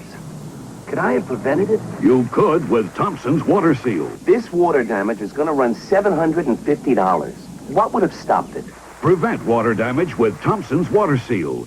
Simply brush Thompson's on wood, brick, or concrete, and it penetrates to form a barrier water can't get past, even when driven by 98-mile-per-hour winds. This time, I'm going to protect my new deck with Thompson's Water Seal. A great defense against repair expense. Fixing this water damage will cost $1,200. Could I have prevented it? You could with Thompson's Water Seal. This water damage is going to run $750. What would have stopped it? Prevent water damage with Thompson's Water Seal. Simply brush Thompson's on wood, brick, or concrete, and it penetrates to form a barrier water can't get past, even when driven by 98-mile-per-hour winds. This time, I'm going to protect my new deck with Thompson's Water Seal. A great defense against repair expense. Tuesday, the newest entry on the auto racing scene is on ESPN in the American Racing Series from the Meadowlands. Tuesday at 5 Eastern. The rules are a little bit different in this game. The American League is leading 16-2, but they will still bat in the last half of the final inning, which is the 5th. And George Kell, the American League batting champion, now a fine telecaster for the Detroit Tigers, will lead it off. And he swings and misses on McGraw's first pitch. Here's an old pal of yours, Jack. Yes, I never saw a fellow who could place hit the way Kell did. They talked about Wee Willie Keeler, but I always thought Kell was one of the best place hitters I ever saw. Just like that, a single to left. And now let's go to the dugout and go to George. We hear a lot about Roger Clemens these days, but the man who held the strikeout record for the Red Sox before Roger Clemens, Bill Mambuquette. Mambo, remember that day back in 1961, the strikeout day? Well, I guess, those are one of the highlights of your career. What really amazed me about this, George, I've told a lot of people, is that he struck out 20 in Fenway, and I think that's probably the hardest part in baseball, to strike a lot of hitters out, because of the hitters, number one, don't take a lot there. They adjust their stance. They get closer to the plate. They open up. And I think to be successful, they have to pitch inside. And he does pitch inside a lot. But I saw some film on him, and he was his curveball was really quick, and his fastball was exploding. And, I wasn't the type of pitcher he was. He's just the old-fashioned, overpowering type guy. And I was really happy for him. May the 12th, 1961, you struck out 17, a great memory. Was that your greatest memory, or was it the no-hitter in 62? Well, my no-hitter was probably my greatest thrill, but, I almost lost that game right here, and it took a great catch by Jackie Jensen in right field to save it, and I'd have lost it 3-2. It's a nice night tonight, isn't it? It's beautiful, and I'm really happy to be here, George. This is great. And it's interesting to hear Mambo's comments about Roger Clemens. Earl Batty, who did a lot of catching in the American League with the Minnesota Twins, one, the White Sox another one. Twins during their championship year. McGraw still on the mound. Kell's at first base. It's 16-2. The American League leads it in the last half of the fifth inning. Here's a fellow who really fooled a lot of people. In the deal where the White Sox, under Bill Veeck, got Roy Seaver, Batty went along as a throw-in. The money was the most important thing, but boy, did he turn out to be some kind of a catcher. Woody Woodward puts up on the way, the shortstop. Batty is out.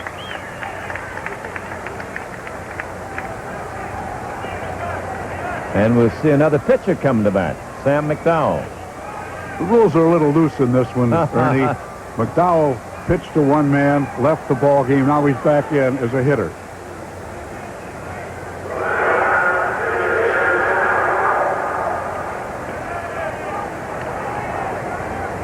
Well, he pointed to the bleachers a la Babe Ruth. Let's see what happens. Well, here you have a situation where the home team is ahead in the bottom of the last inning, but they're still going to bat because they want to let the folks see as much of these great players as they can. Hey, that's not to the bleachers. That's a bunt. Tug threw it away.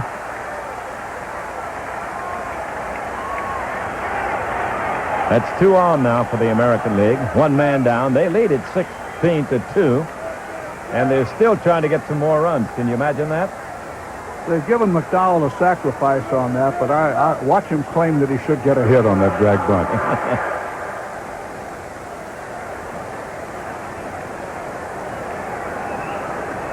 Tresh will be the batter. Had a home run earlier. That's the high, hard one right there.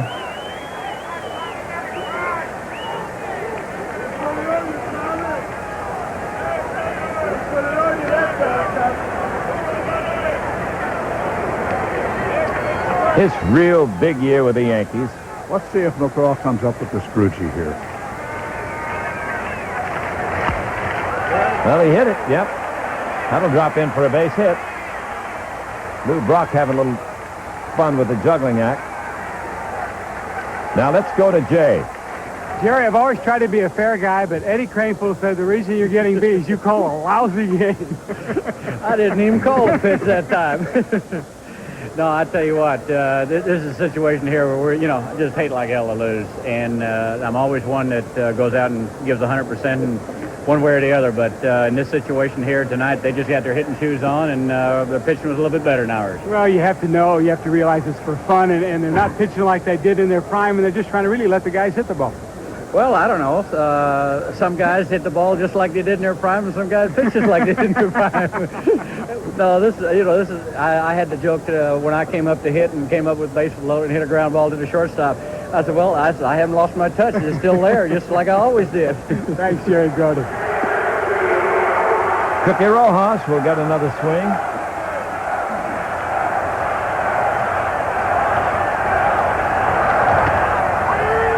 Strike called on Cookie.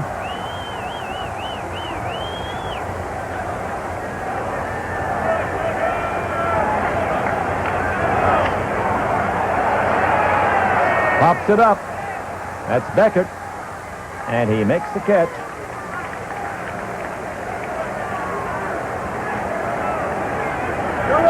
Let's go to George Grand in the dugout.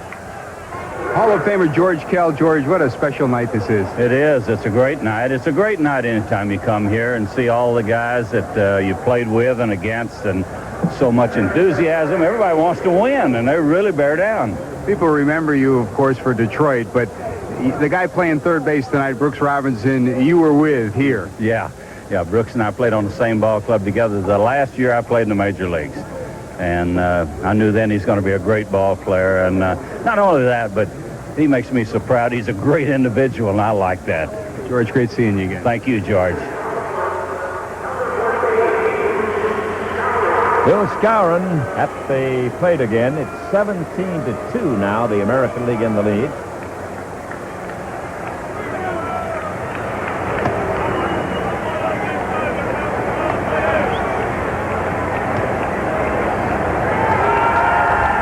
We're in the fifth inning. That's the last inning. It's the last half of the fifth. Foul shot hit down the first base side.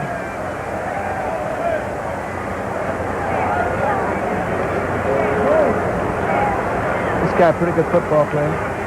Very good. He went to college on a football scholarship, but as I said earlier, he decided that baseball was his game.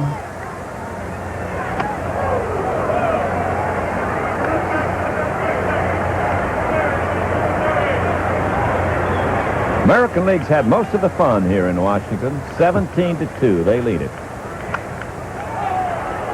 I guess you could say they're getting a little even tonight. Yeah.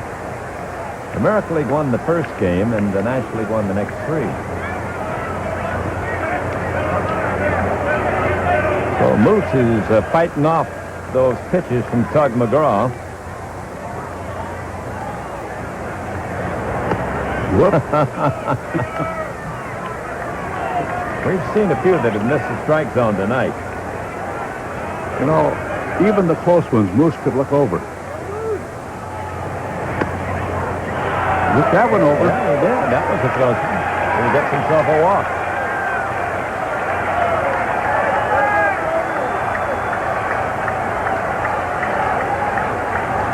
Now Larry Doby, Larry struck out the last time he came to that.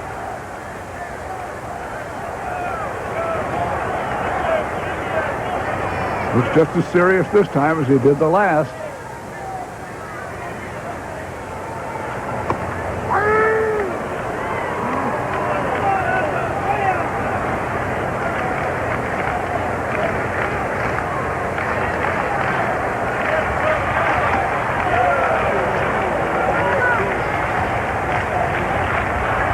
I think McGraw and Catfish have thrown the ball harder than any two pitchers we've seen tonight.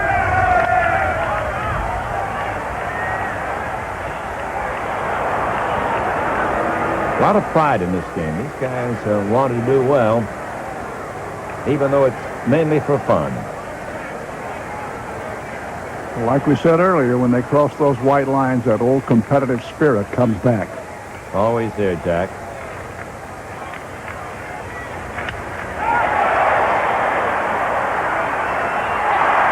Brock can't handle it. It'll be a base hit. And some more American League scoring. Well, McDowell and Tresh came in on that one. That's 19-2. Count them.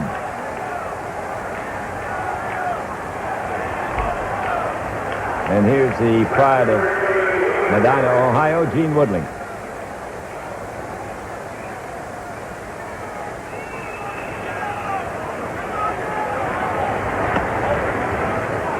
Looked like to me McGraw stuck out his tongue. I think McGraw's going to complain that he should get a save here.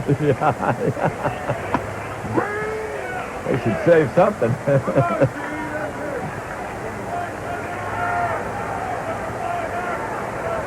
Woodling's still serious about this thing. Uh-oh. Oh, that's it. Lines out to Becker, and it is all over. The American Leaguers come out on top. It was a picnic for the American League. And all the great stars getting a fine ovation from the baseball fans in Washington, and they respond with hats off to the fans. Good show. Good show. American League wins it 19-2, and we'll be back with more. We had a lot of fun. Let's go now down to Jay Johnstone. You come into a game and it's 16-2. It's kind of tough to get a save. Huh? Yeah, there was no save in sight tonight. I'll tell you one thing, though. I really learned something. It was a confirmation. I decided to retire at the end of the '84 season. I'm absolutely, positively sure I made the right decision. Think the American League was mad for getting beat all those years in the All-Star game? Well, they're sure taking out their sweet revenge now. Well, it's all in fun, and we all had a great time. Thanks, Doug. It was great being out there. Thank you. Bill Freehan had the 2 home runs. You've heard from him, and our 2 co-players of the game for the American League, Cookie Rojas and Rocky Colavito. Cookie, a couple of great plays with the glove. Well, thank you, George. I felt good, really out there, and we were just having a blast against the National League, which always said it was better than the American League, and I think we finally proved it, that the American League was better. And Rocky, you not only came up with a great throw, but you rifled one out there, too, with the bat. Well, it felt pretty good. This warm weather didn't hurt us anything. You get these old bones loose, and you need heat like this and a little humidity, and it really felt good out there. The debate back in your day was who had the better arm from right field, you or Roberto Clemente? Let me ask you that question. That's a tough question, George. I saw Roberto in All-Star games, and I think that would be a question to have to be answered by someone else or somebody unbiased. I really don't know. I know I used to love to throw, and I know Roberto did also, and I know he had a great arm, and he was a great player. And I would hate to try to make a comparison. Rocky Colavito, Cookie Rojas, 2 guys who've had a lot of fun out here, along with 25,000 other people enjoying this Old-Timers Classic. Thank you, George. Fun and games, they called it. Fun for everybody, and the players were game. A little bit more punch than punch sometimes, but I was really impressed by the intensity of these players. They came out to have a good time and to have that little boy feeling, but they also played with a very sharp competitiveness, and they were real combatants in there. The throw by Rocky Colavito, the way that Dick Grote broke up the double play, the play by Cookie Rojas, the 2 home runs by Freehan in 1 inning, showed us that everybody really wanted to get out there and win the ball game. And I tell you, Jack, I'm going to leave here with a real nice, warm feeling. We all are. I was watching the crowd very carefully there toward the end, Ernie, and the standing ovation that they gave these players and the salute that the players gave to the fans. There was a relationship established there, a warmth and a friendliness that you just can't capture in very many other places in our lifetime. So I agree with you. It was a real great night, and now the National League is yelling, wait till next year. And we'll say thanks for the memories here in Washington. The 5th Annual National Old Timers Baseball Classic has been brought to you by Bud Light, the light beer with a first name and taste. Everything else is just a light. And by Metropolitan Life and affiliated companies. Get met. It pays. Ernie Harwell speaking for Jack Brickhouse, and from Washington, D.C., so long, everybody.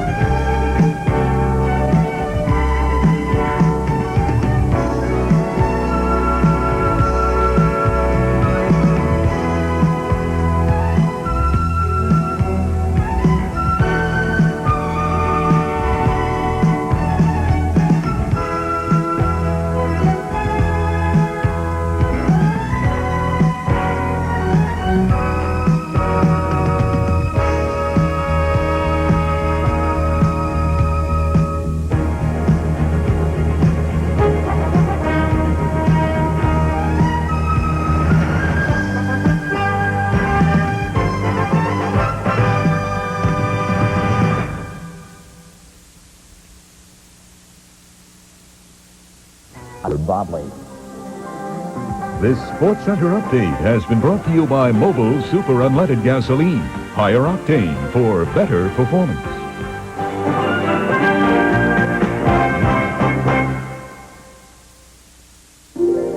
ESPN's World Tour continues. Our next stop is the Italian Grand Prix, and this leg of the tour is brought to you by Pan Am. Lucky viewers will have a chance to be there with us in Monza by entering the World Tour sweepstakes.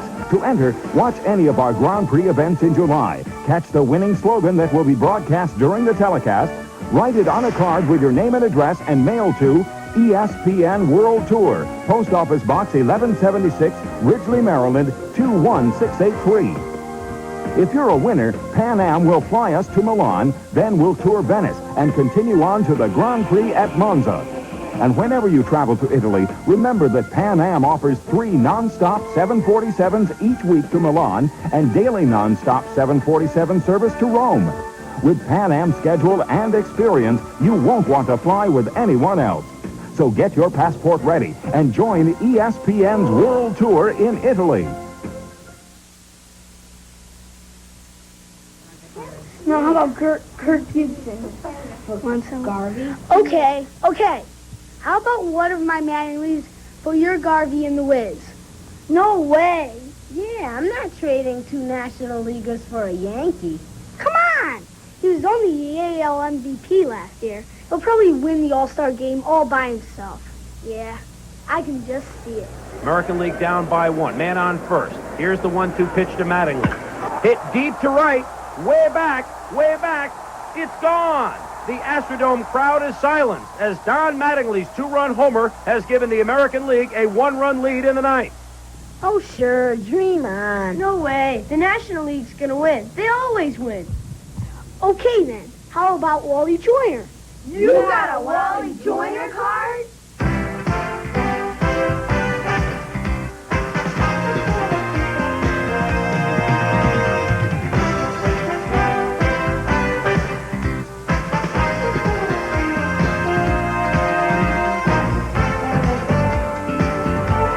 ESPN and Major League Baseball present ESPN's All-Star Salute.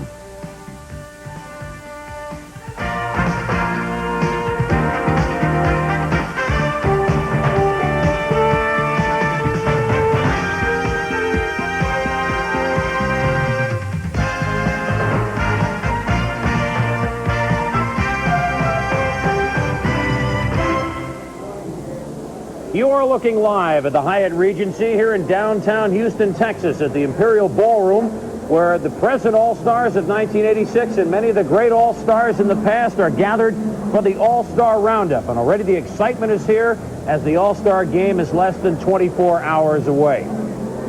Hello, everybody. I'm Chris Berman, and this is George Grant. And welcome to our 1986 All-Star Salute. We've got a lot to salute. We've got a lot of memories. We've got a lot of current stories. We can't wait to get started. Chris, you know, it's amazing. Here in Houston tonight for the 57th All-Star Game, there's Lefty Gomez, who started 5 of the first 6 All-Star games. There's Wally Joyner, who's in his first All-Star game as a rookie. During the course of the next 90 minutes, that's right, 90 minutes live from Houston. 90 minutes, We'll be talking, you got it. Okay. We'll be talking with the 2 starting pitchers. That'll be coming up next. Dwight Gooden and Roger Clemens will be talking to the managers, some of the old-timers that have made this game what it is. It's some of the present-day All-Stars. That's all coming up. So join us and join the party in Houston. The All-Star Game is here. ESPN's All-Star Salute is brought to you by McDonald's. It's a good time for the great taste of McDonald's. And by Metropolitan Life and Affiliated Company. Get Met, it pays.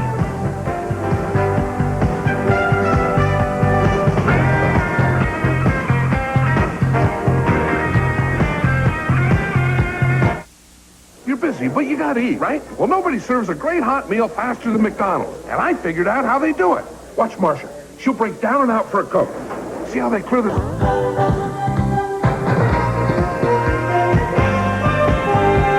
We are back at the All-Star Salute for 1986. The crowd has already gathered around us here. You know, in 1914, the last time the Red Sox won a World Series, the last time they led the American League in ERA, they had a pretty good young pitcher named Babe Ruth.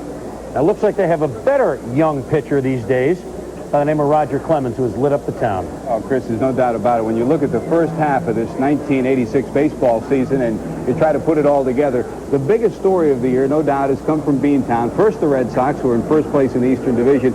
But secondly, the man who has lit everybody afire is Roger Clemens, the fellow who's put things together. He won 14 consecutive games. He's won 15 games in the first half.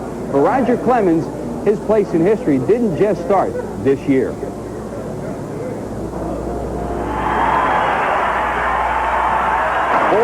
to score. Texas 1 out away from the national championship. Swings high in the air. This should be it. Texas should have the national championship. Brumley back to make the play. It belongs to Texas. The 1983 College World Series National Championship team. 23-year-old Roger Clemens is no stranger to the limelight.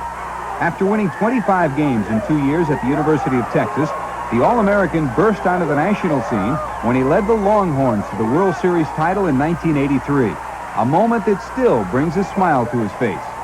I tell you, the last inning, I was about squeezing the laces off the baseball trying to get the last final outs, and it was just a tremendous feeling. Jeff Herron, a catcher for the Toronto Blue Jays, came out, and I had spit on both sides of my mouth. He said I looked like Secretariat running a race. I couldn't even swallow, and we got that out, and it was a big burden lifted off my shoulders. I felt a lot of relief after winning that, and it's something I wanted to accomplish, and it all worked out.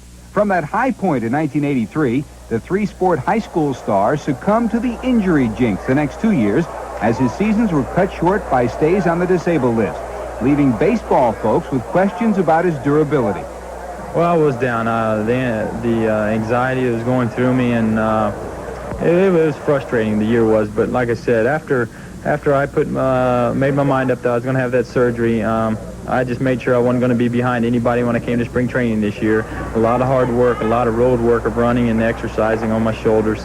And I think I surprised a lot of people in the management and a lot of players around me that how ready I was when I came to spring training. But that's all behind me, and like I said, every pitcher I see him I talk to that it seems like they've had some type of injury, so maybe I've had my one initiation fee to get in the big leagues, and it's over now. So it's the hard work's paying off right now, George.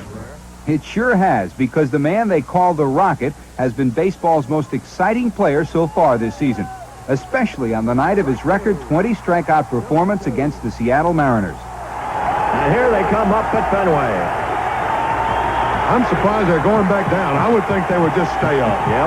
As a matter of fact, I'm going to stand up. A new record. Clemens has set a major league record for strikeouts in a game. 20. Starting off the season, nothing I could have dreamed. My wildest dreams couldn't even thought of the season I'm having right now. The World Series ranks right at the top of that game, but it was right there with my 15 strikeouts with Kansas City. And then, of course, the 20 strikeouts, nothing can top that right now. Not even a no-hitter for me, because people's thrown no-hitters before, and nobody's ever struck out 20 minutes. Oh, George, that was awesome. That's the only word I can describe it. I've seen Catfish Hunter pitch a perfect game. I saw Mike Witt pitch a perfect game, the final game of the season in Texas in '83. I've been on the ball club with Tom Seaver, with Nolan Ryan, and just excellent pitchers. And this was the most impressive pitching performance that I've ever seen. He just looks so smooth out there, like it was effortless for him. And the thing that impressed me the most was how many balls were swung at and missed. I mean, you just don't see that in big league baseball. It just don't happen. How good can you be? I don't know. I'm still reaching for the stars, and I'm going to keep reaching until they say it's time for me to stop. I hope I can do be as great as pitcher as the guys they're comparing me with. Of course, we got Seaver over here now, and he's one of them that I've always watched and admired. And if I can throw the ball like he does when I'm 40, I'm still going to be around, I hope.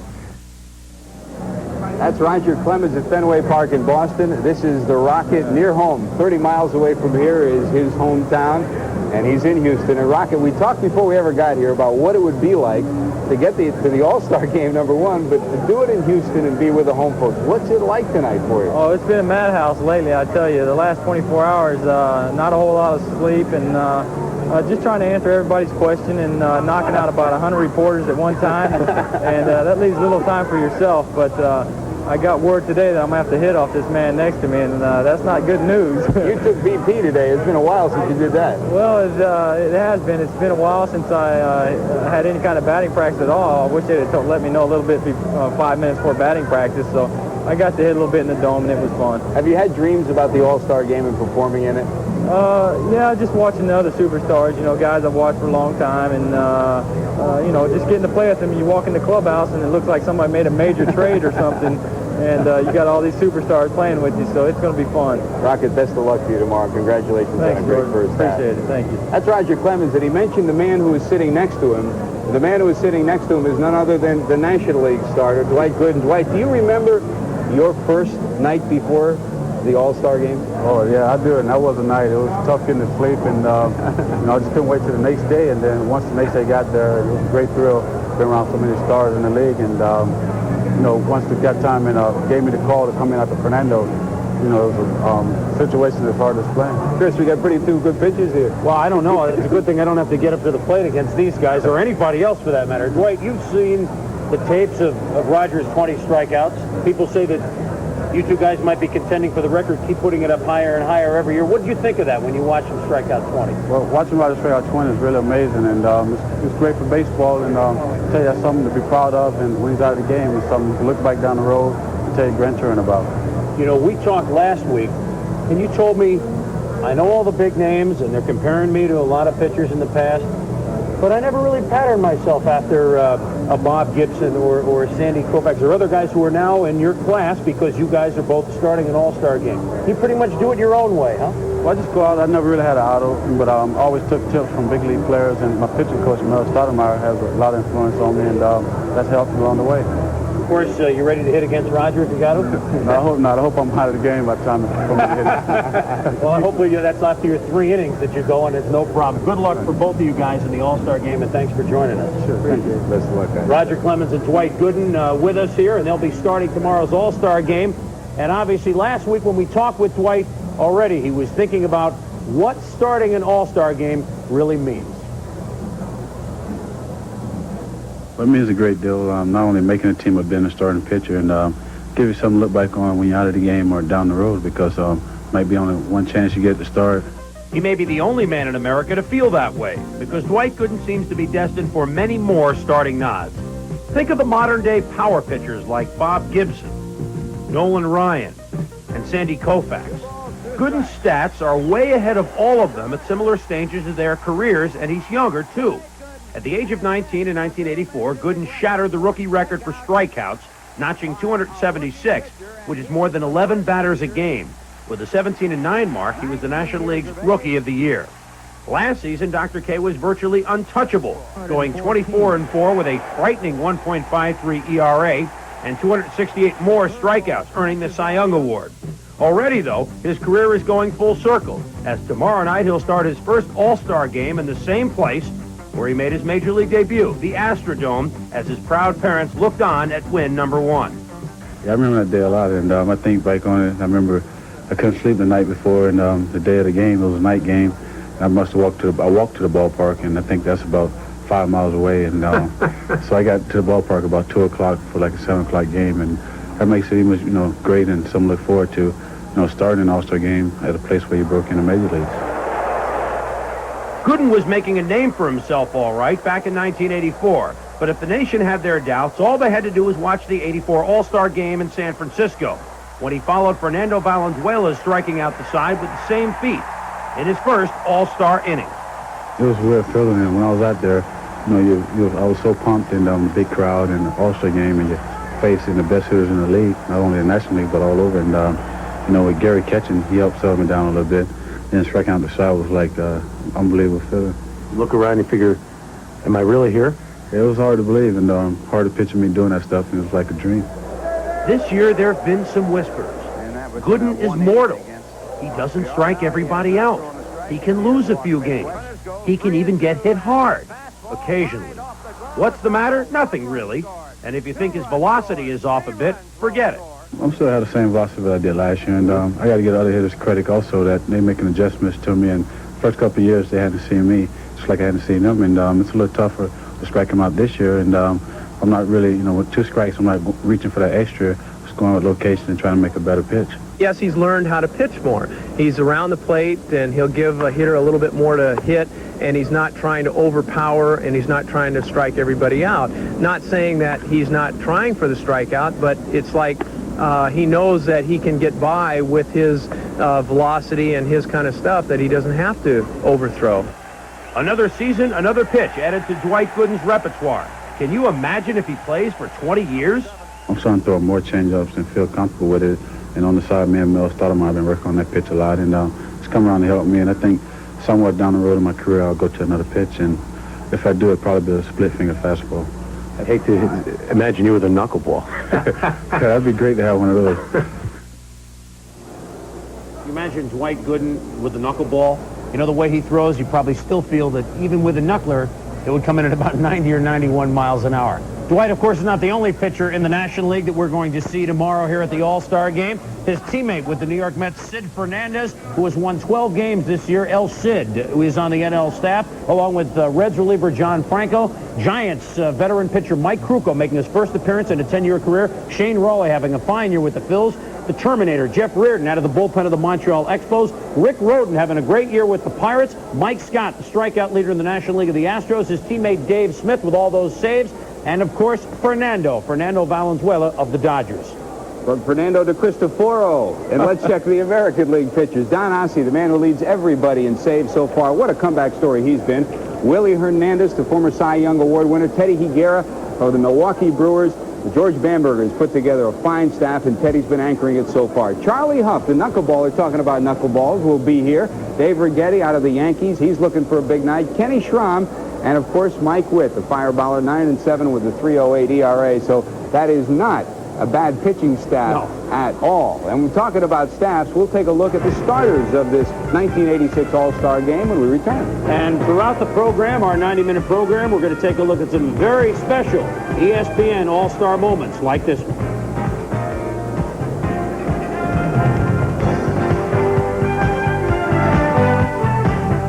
Certainly remember your first and your last one. My first one was 1967, and I got a chance to be the starting outfielder.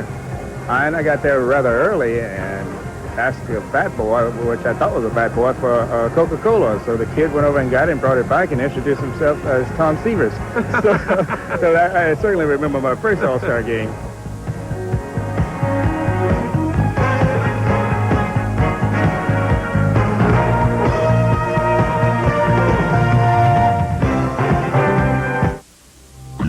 Cincinnati.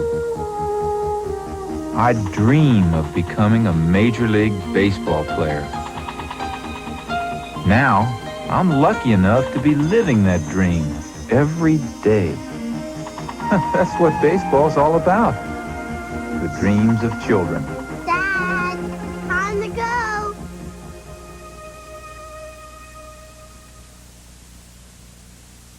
This is ESPN, the Total Sports Network.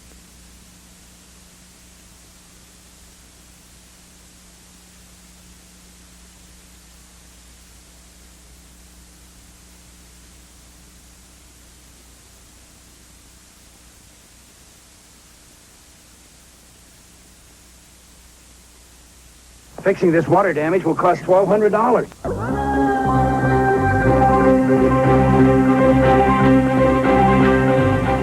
Good evening. Bob Lee back in the Sports Center newsroom. A few technical difficulties getting our signals out of Houston, Texas. We are working on that right now. And as soon as we reconnect up with Houston and the All-Star Roundup, we'll be getting back to Chris Berman and George Grant on the eve of this All-Star game, visiting with more of the 1986 All-Stars and reminiscing about the great classic, looking at what happened today at batting practice, the home run hitting contest, and the city of Houston, the great dome, the eighth wonder of the world. Well, they'll be playing the game tomorrow night in Houston, Texas. We'll be getting back to Houston in just a second. Among the top stories making news today, though, the fact that the Maryland prosecutor announcing today that they will be issuing subpoenas to the individuals who were with Len Bias the night that he died. That is surprising because under Maryland law, individuals testifying before a drug grand jury are granted immunity. But the prosecutor did hasten to add the fact that the subpoenas were being drawn up does not mean they will indeed be served. Also today, news that the Maryland drug testing program on the campus at College Park may not have been the most effective. We have more on that now from Mike Buchanan. A week from today, a grand jury will begin hearing testimony about the circumstances surrounding the death of Len Bias, a death caused by cocaine intoxication. Bias died 2 days after he was chosen by the Boston Celtics in the NBA draft. The grand jury will also examine the extent of drug abuse by other Maryland basketball players and the university's role in checking for drugs. Maryland, like other major colleges, has a drug testing program for athletes. Players are periodically checked through laboratory analysis of urine samples. It's a testing procedure that the NFL now also wants to use to test pro players.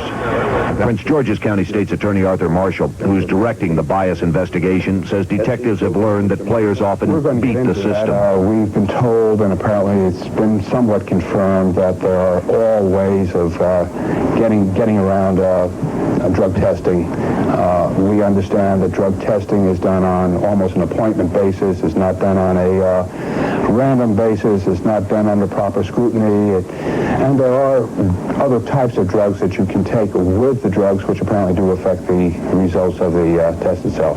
Investigators say several players, prior to a scheduled drug test, were taking a diuretic, a root called Golden Seal. It comes in tablet or tea form. Well, Golden Seal is a diuretic, basically. This apparently has been confirmed that it could have an effect if you took it in advance. We have been told that you could take Drano and put it under your fingernails and drop it into the specimen, and this has been confirmed, and I guess if you wanted to, you could have, and we've been told this has happened, somebody else's specimen be brought in and be taped to your sock, and if you're not watched carefully, you just use somebody else's specimen. Authorities say they have information that while some coaches were strict about drug abuse, others turned their backs and ignored violations. Officials at the University of Maryland say there will be changes in the drug testing program and procedures. And sources say there could well be changes in the athletic department, personnel changes. It began 3 weeks ago as a death investigation. It's developed into what some are now calling Terrapin-gate. I'm Mike Buchanan, Eyewitness News. And again, that grand jury will be hearing. The investigation begins 7 days from today, next Monday. Bob Lee again of the Sports Center newsroom. We apologize for those of you watching our ESPN All-Star Salute live from Houston, Texas. We're working on our technical problems on getting the signal out of Houston and off the satellite and back down into your home. As soon as we get that fixed up, we'll be getting right back down to Chris Berman and George Grant on the eve of the 1986 All-Star Game. I'll step aside for just a second as we come back working on our problems and back live to Houston, Texas. I'll be right back.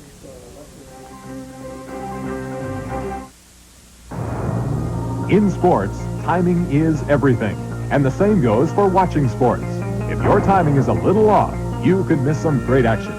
No one knows that better than ESPN. That's why we offer our monthly sports guide. The ESPN Sports Guide gives you the inside track and the greatest variety of sports programming offered today. Every race, every game, every instructional series, every rewarding promotion, challenges, action, the best sports news. ESPN has it all. Why play hit or miss with your favorite events? For less than 42 cents an issue, you can guarantee yourself a seat at all your favorite games. That's $4.95 for 12 exciting months of Sports Guide. To subscribe, call 1-800-544-1000 or send your check to Sports Guide, Box 1840, Bristol, Connecticut, 06010. Act now. After all, timing is everything. And now is the time to order your ESPN Sports Guide. When you buy a Nissan 300ZX, you buy a legend, a tradition of many Z cars, each meticulously made to the tolerance of an expensive watch. You buy a racing heritage unmatched by any car in its class. But most of all,